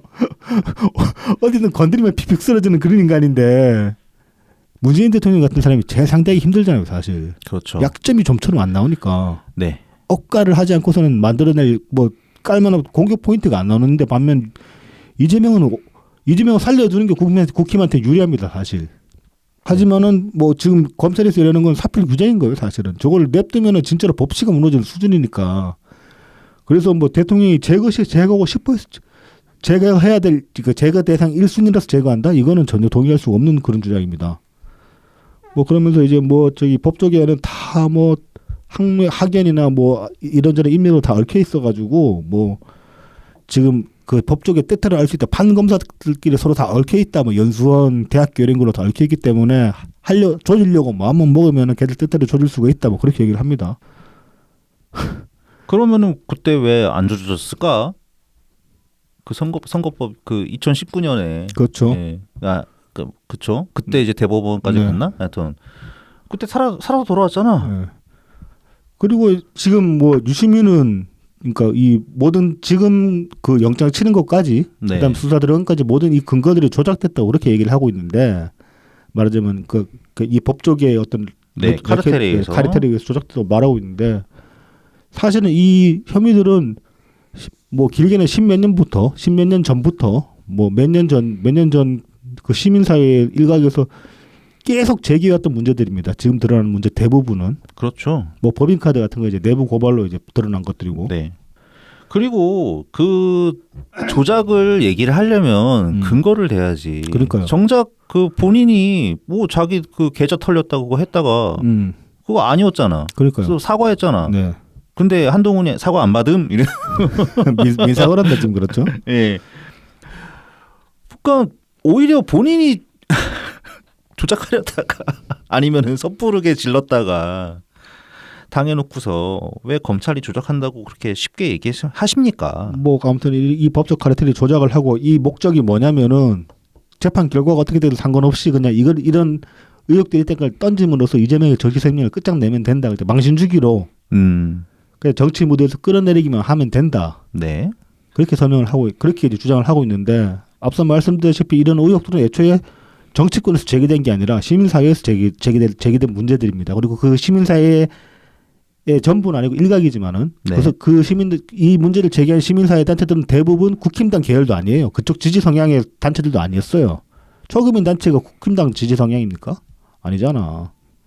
그다음에 뭐 김사랑 씨 같은 경우가 국힘당 지지했던 사람인가 아니었어요. 그 양반도 민주당에서 하도 몰리고 저쪽까지 밀려나간 사람이에요. 그렇죠. 네. 그다음에 이재선 씨가 그랬습니까? 아니잖아요. 그렇죠. 그러니까 다 이쪽 어떻게 보면 이쪽 편에 가까웠던 사람들이 제기한 문제들인데 민주당이 씹어 돌리고 김태년 이런 새끼들 이제 개새끼들이지 당시에. 뭐 아무튼 그렇게 해서 저쪽까지 넘어간 사람들일 뿐이고 뭐 근데 이제 애초에 시민들이 계속 제기한 문제인데 이걸 정치 공정의 일환이라고 말을 할 수 있을 것이며 이게 그냥 이재명을 망신 줘서 끌어내리기 정치권에서 끌어내리려고 하는 게 목적이라고 말을 할 수 있겠냐고. 부정을 부정하다고 계속 시민들이 외쳐왔는데 그 소리는 다 무시해놓고는. 자 그러면서 이제 뭐 정의당이랑 민주당 소신파에게 물어보고 싶은 게 몇 가지 있다고 합니다. 첫째 이제 이재명 대표에 대한 검찰의 무한 수사와 구속영장 청구는 검찰의 수사권에 합당한 행사인가 아니면 정치인 이재명을 제거하기 위한 검찰 수사권의 오남용인가. 합당한 행사입니다. 자 이어서 이제 만약 수사권에 합당한 행사라고 생각한다면 그 판단과 이유를 분명히 밝히시라.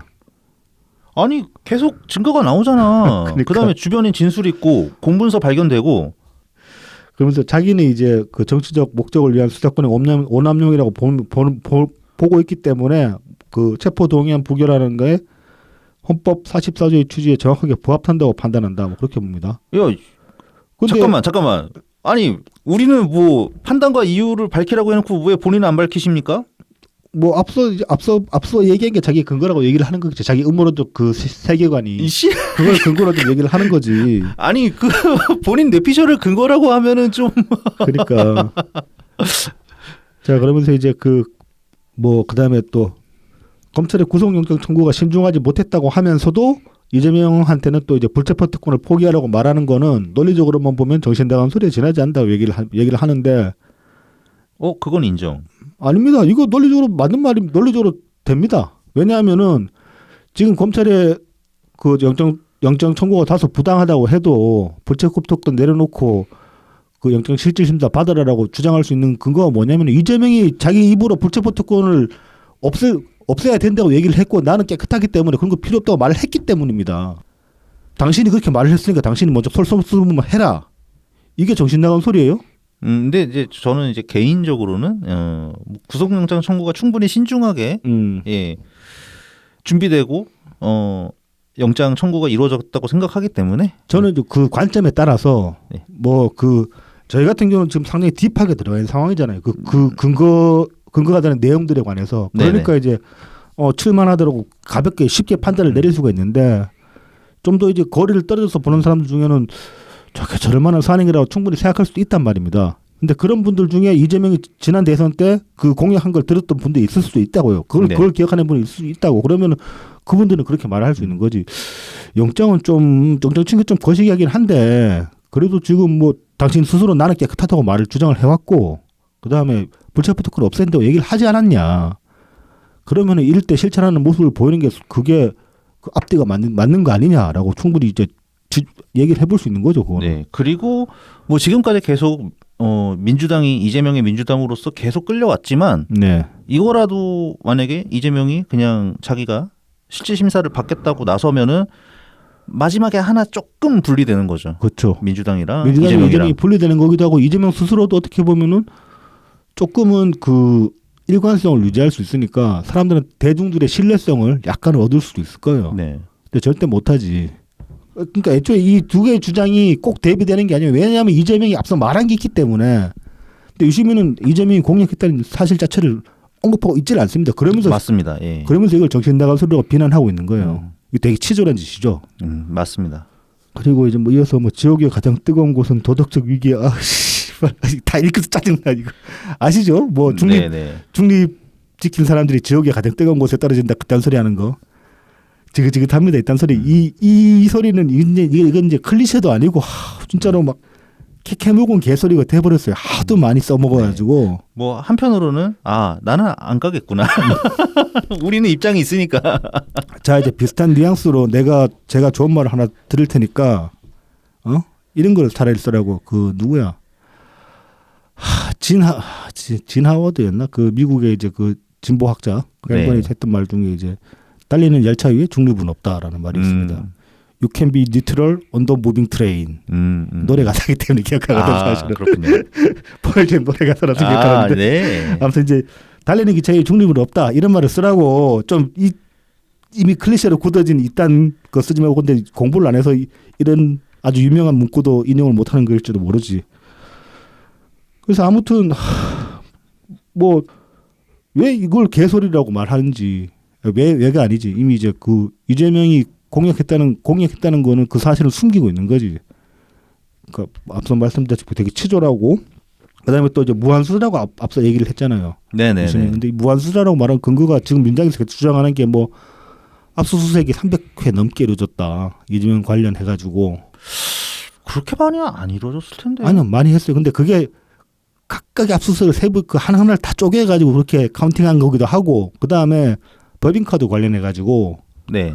카드 쓴 가게들 다 뒤져봤단 말입니다. 뭐 하나하나 다 압수수색 한 건이 되는 거예요.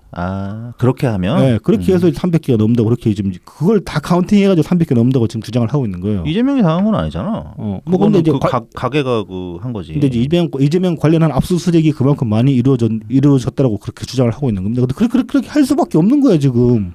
그럼 그 어떻게 작당을 해가지고 카드깡을 했는지 뭐 아니면은 그 배비서가 했잖아. 그 카드 그 전표 가리도 하고. 그렇죠. 그러니까 그거 조사해야지. 뭐 그리고 뭐 이화영 같은 경우도 뭐 법화로 엄청 긁어댔잖아. 예, 그렇죠. 쌍방울 카드 받아가지고. 네네. 이런저런 들여볼 때가 많은 거는 뭐 그거는 그렇게 돈을 쓰고 다녔으니까 그런 거지 뭐 그걸 어쩌겠어. 네, 맞습니다. 그래서 이건 무한 수사가 아니다. 오히려 좀 디테일하게 살펴보려고 하는 거지. 그리고 사실 이런 것들은 좀 엄격하게 해야 될 필요도 있는 거 아닙니까? 권력자에 관한 건데 이걸 무한 수사라고 탓할 게 아니라 어떻게 보면은 이만큼 꼼꼼하게 따져봐가지고 유무죄 여부를 확실하게 가려야 되는 거예요. 이런 사안일수록 이거는 정말로 전 국민적인, 그다음에 전 국가적인 그런 중대한 사안이기 때문에 유죄가 나오든 무죄가 나오든 간에. 그리고 걸려 있는 돈의 크기가 대장동의 케이스 하면은 웬만한 그 대기업 재벌 수사할 때랑 비슷한 규모입니다. 배임 그렇죠. 규모가.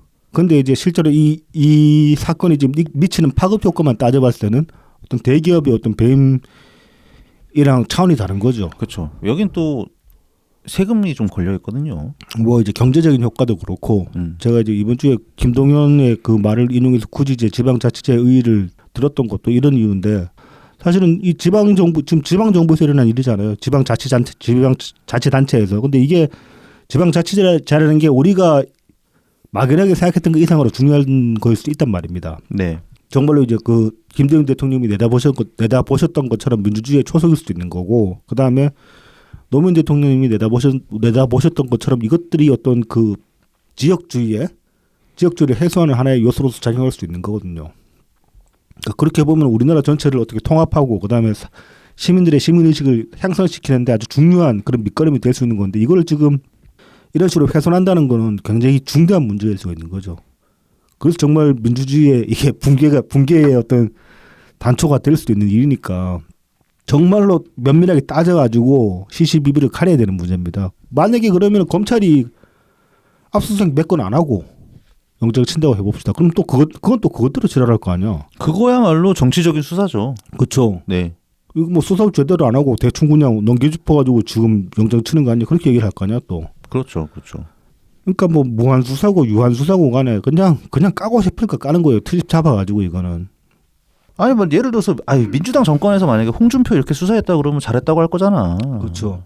그리고 또 이제 뭐 영장 청구라는 게 지난주에도 말씀드렸다시피 뭐 증거인멸의 우려, 그다음에 도주의 우려 이런 걸로 영장을 치는 경우도 있지만은 또 그 못지않게 중요한 게 범죄의 중대성이란 말입니다. 근데 지금 이 대장동이나 혹은 성남 FC 사안이 그 드러난 금액 이상의 어떤 파급 효과를 끼친다는 거 앞서 말씀드렸잖아요. 이미 이게 이제 어떻게 보면 우리나라 시스템 전체의 어떤 가장 근본이 되는 것들을 붕괴시킬 수 있는 그런 사안이란 말입니다. 지금 뭐 일각에서 그렇게도 얘기하잖아요. 지금 그 민주당 지자체 단체장들이 공동으로 성명을 냈잖아요. 이재명 그렇게 그런 식으로 털 거면 우리 다 털리고 지방자치 제대로 못 한다고 그렇게까지 얘기를 하잖아요. 그렇죠. 망해야지. 그 어제 그 정신에서도 윤거표님이 말씀하셨던 건데 정말로 자치단체들에서 이런 이것과 비슷한 방식으로 이렇게 뭐 그냥 좋은 게 좋은 거지 이런 식으로 흘러갔던 일들이 꽤 많을지도 모른다. 다만 근데 이재명만큼 이렇게 규모가 크게 대놓고 해쳐먹은 적은 별로 없었지만은 털면은 그러니까 규모가 작은 상태로 비슷한 형태의 어떤 그 범죄들이 나올 수도 있다라고 이제 그렇게 나올 수 있는 거 아니냐. 그래서 자치단체들이 저렇게 움직이는 거 아니냐. 이제 그렇게 이제 뭐 추측하시는 것도 있더라고요. 근데 말씀대로 그러니까 이런 것들은 근절이 돼야 됩니다. 이거 근절 안 되면 진짜로 나라 절단나는 거. 그래서 문재인 대통령도 지방 자치단체 그 감찰 제대로 하라고 감찰 빡세게 하라고 그렇게 지시를 하셨던 거 아닙니까? 그렇죠. 네. 그것도 어떻게 보면 그런 인식일 수 있거든요. 단순히 부정부패 차원이 아니라 이것들이 시민의식의 어떤 근본일 수 있기 때문에 저는 그런 어떤 의도도 거기에 숨어 있었다고 봅니다. 그렇게 지시하셨을 때는. 그래서 이건 뭐 드러난 거 이상은 중대한 사안이다. 그럼 뭐 가볍게 그냥 얘기할 게 아니다. 절대. 그래서 이제 구속영장을 청구하는 것도 충분히 타당하다. 뭐 설령 도주료가 없고 증거인멸이 오로지도 없다고 해도 이 사안의 중대성이 있기 때문에. 그다음에 뭐 이재명의 죄는 뭐냐 그러면서 자기가 보기에는 뭐 성남 FC나 대장동 개발이 다 공적 업무였고 그래서 이게 뭐 결과적으로 보면 얼마나 이게 잘 일을 했냐라고 이제 평가를 할 수는 있지만은 이 결과를 가지고 사법적으로 재판하는 게 온당치 않다 그렇게 주장을 합니다. 그리고 이런 식으로 재판을 하기 시작하면 어떤 행정도 할 수가 없다고. 뭐 그 한마디로 좀 심플하게 얘기하면 통치행위였다. 뭐 이런 얘기하고 싶은 건가 보네요. 뭐 그렇게 이제 그렇게 말을 하는 걸 수도 있고 아니면 이제 그냥 일반적인 행정이었는데 다만 행정의 결과가 기대만큼 좋지 않았는데 이걸 그냥 평가를 하는 게 아니라 이걸로 사법 조치를 내리는 게 온당하냐 유시민은 그렇게 주장을 하고 있습니다. 배임이라니까 이 양반아. 그러니까요. 그러니까 이제 유시민의 이 말대로만 하면은 배임죄라는 게 아예 성립이 안 되는 거예요. 그렇죠. 모든 건 그냥 내가 일을 한다고 했는데 잘 안 풀려가지고 이렇게 된 겁니다. 그렇게 얘기하면 끝나는 거야. 근데 절대 그렇지 않죠. 초과 이익 환수 조항 하나만 가지고 얘기를 해도 그렇죠. 이거는 배임이죠. 그리고 이제 유시민은 보면 또 이제 뭐 이재명이 사적으로 취한 이득이 없다 이렇게 얘기를 하고 있는데 배임이라는 건 이재명 본인이 사적 이익을 사적 이득을 취하지 않아도 성립을 하잖아요. 그렇죠. 누군가에게 사적 네. 이익이 넘어가면은. 그렇죠. 그리고 그 사적 이익을 취한 사람이랑 행정 책임자랑 어떤 식의 거래가 왔는지는 추후에 밝혀내가지고 또 뇌물로 추가로 집어넣을 수 있는 거고 그런 거지. 그래서 이제 유시민은 어떻게 보면 지금 배임이라는 것 자체를 부정하고 있는 겁니다. 뭐 말하자면 그런 거지. 경계에 실패한 그 경계병을 처벌할 수 있냐 뭐 그런 식의 얘기인데 군대에서는 경계에 실패하면 경계병 처벌하죠. 그리고 위로 줄줄이 날아가죠. 줄이 날아가. 뭐 그 시간에 경계 쓰다 장기 아니라고 해도 경계 제대로 못 쓰면 처벌 받죠. 네. 그거랑 비슷할 수 있어요. 어떻게 보면은 배임이라는 게. 그리고 또 성남 FC 같은 경우에 특히나 그 차병원이었나 거기가 공원기업 중에 하나가 분당 차병원이었나? 이 분당 차병원 있습니다. 분당 차병원 같은 경우는 돈이 없어가지고 대출 받아가지고 34억인가 꽂아줬다고 그러잖아요. 성남시에 당시에. 세상에 어느 기업이 자기들 돈 없는데 대출 받아가지고 후원 꽂아줍니까? 응? 그 뭔가 대가가 있으니까 그런 거 아니야? 아니면 뭐 성남 FC 후원하면 분당 차병원 매출이 갑자기 한 10배씩 뛴대? 그 건물 지을 수 있거든. 그러니까 그 대가가 있으니까 그렇게 한 거 아니에요. 근데 이거 가지고 무슨 뭐 아무런 혐의가 없다고 그렇게 말하는 게 타당합니까 과연? 이게 거의 뭐 그 스프레 그 머리 쳐박고 있는 거랑 똑같은데 뭘 보려고 하질 않네. 그러니까 이거 근데 참 이 문제되는 이런 글들이 또 이제 그 지지자한테 퍼져가지고 나름의 이제 방어 논리로 또 쓰일 텐데 참 그 유시민 요 칼럼을 보면은 그 자기 나름의 재주는 엄청 부리는데 예전부터 저는 유시민 그렇게 글 잘 쓴다고 생각해 본 적이 없었거든요. 그 이제 항소 이유서도 그때 뭐 하도 저기 노무현 대통령 탄핵 국면 때 그때 유시민 항소 이유서 뭐 그러면서 항소 이유서 쓴 사람들하고 그때부터 되게 이제 유명해졌잖아요 많이. 네, 뭐 네. 그전에도 물론 이제 뭐 그 정치에 관심이 있으신 분들은 잘 아는 사람이긴 했지만은 저 같은 이제 그때 정치에 관심 없던 사람은 그쯤에 유시민이라는 사람이 있다는 걸 알았거든 제대로 존재감을 각인을 했는데 그래서 항소 이유서 하도 그러길래 읽어봤어. 그래 뭐 대학생 때 썼다니까 뭐 그런갑다 하는데 이게 막 그렇게까지 떠들 만큼 명문이라는 생각이 안 들었어요. 근데 뭐 그 뒤에 보니까 뭐 저기 이명박 시절에 무슨 뭐 글쓰기 책도 내고 그러더라. 그래가지고 나는 이 사람이 남들 글쓰기 가르칠 만한 그런 레벨이 되는 스킬이 되는 사람인가 그런 생각은 좀 의구심은 들었어요. 근데 당시에는 저도 진영 논리에 쩌들어 있었기 때문에 굳이 이제 그걸 지적할 필요는 없다 그렇게 생각하고 이제 넘어갔었는데 칼럼 보니까 참 진짜 한심해요. 일단 뭐 내용이 별로니까. 내용이 별로인 것도 컨텐츠 그러니까 논리 전개 자체가 실패해 버려 가지고 어떻게 잘을 써도 네. 그냥 그 머릿속에 잘 박히는 개소리가 될 뿐이지. 아무튼 이제 일관적으로 주장하는 거는 그 불체포 특권 지금 활용하는 거 정당하다. 그다음 뭐 저 윤석열이 지금 정치적 뭐 공적 정치를 펼치고 있고 이재명은 누명을 쓰고 있다.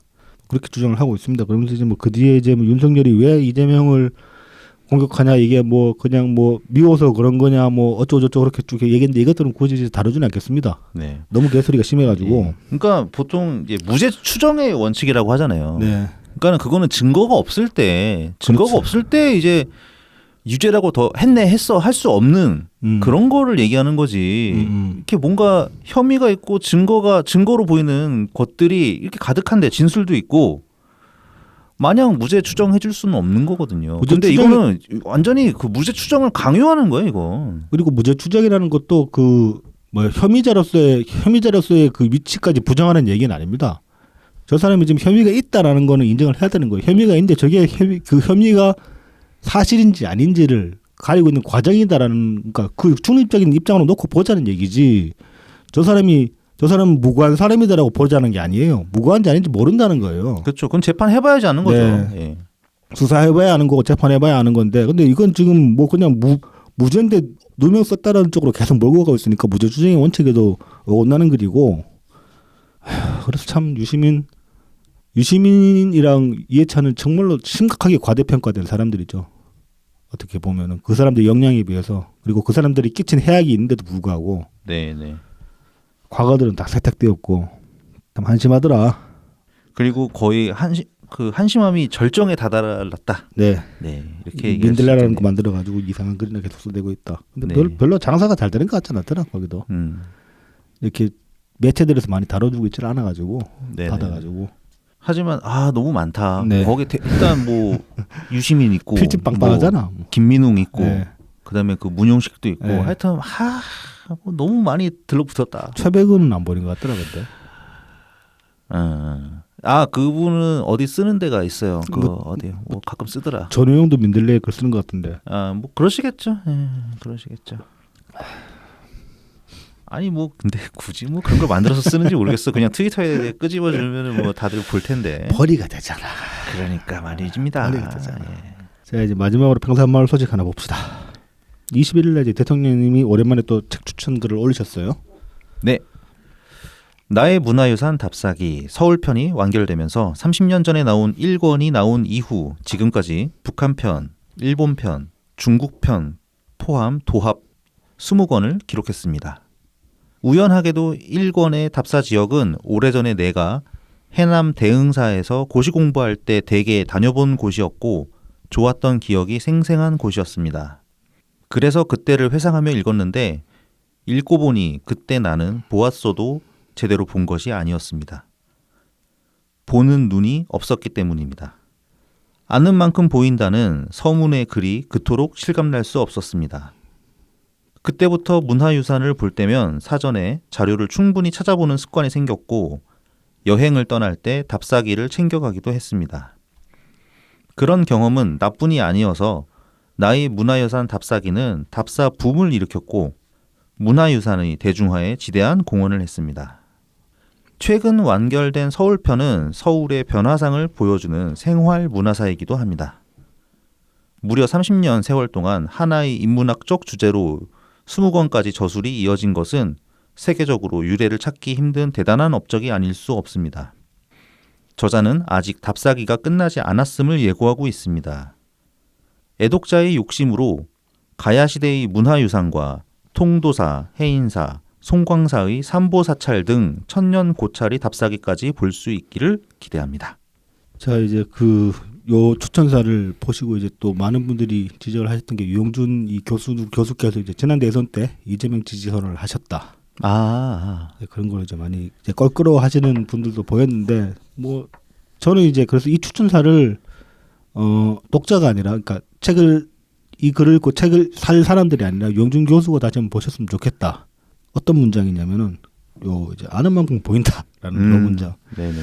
유영준 교수가 사실 뭐 이재명에 대해서 그렇게 우리만큼 잘 알고 지지했을 것 같지는 않아요. 대부분의 그렇죠. 뭐 그냥 민주당이니까. 네, 민주당이니까 그렇게 지지한 그 유명인들이 꽤 많을 겁니다.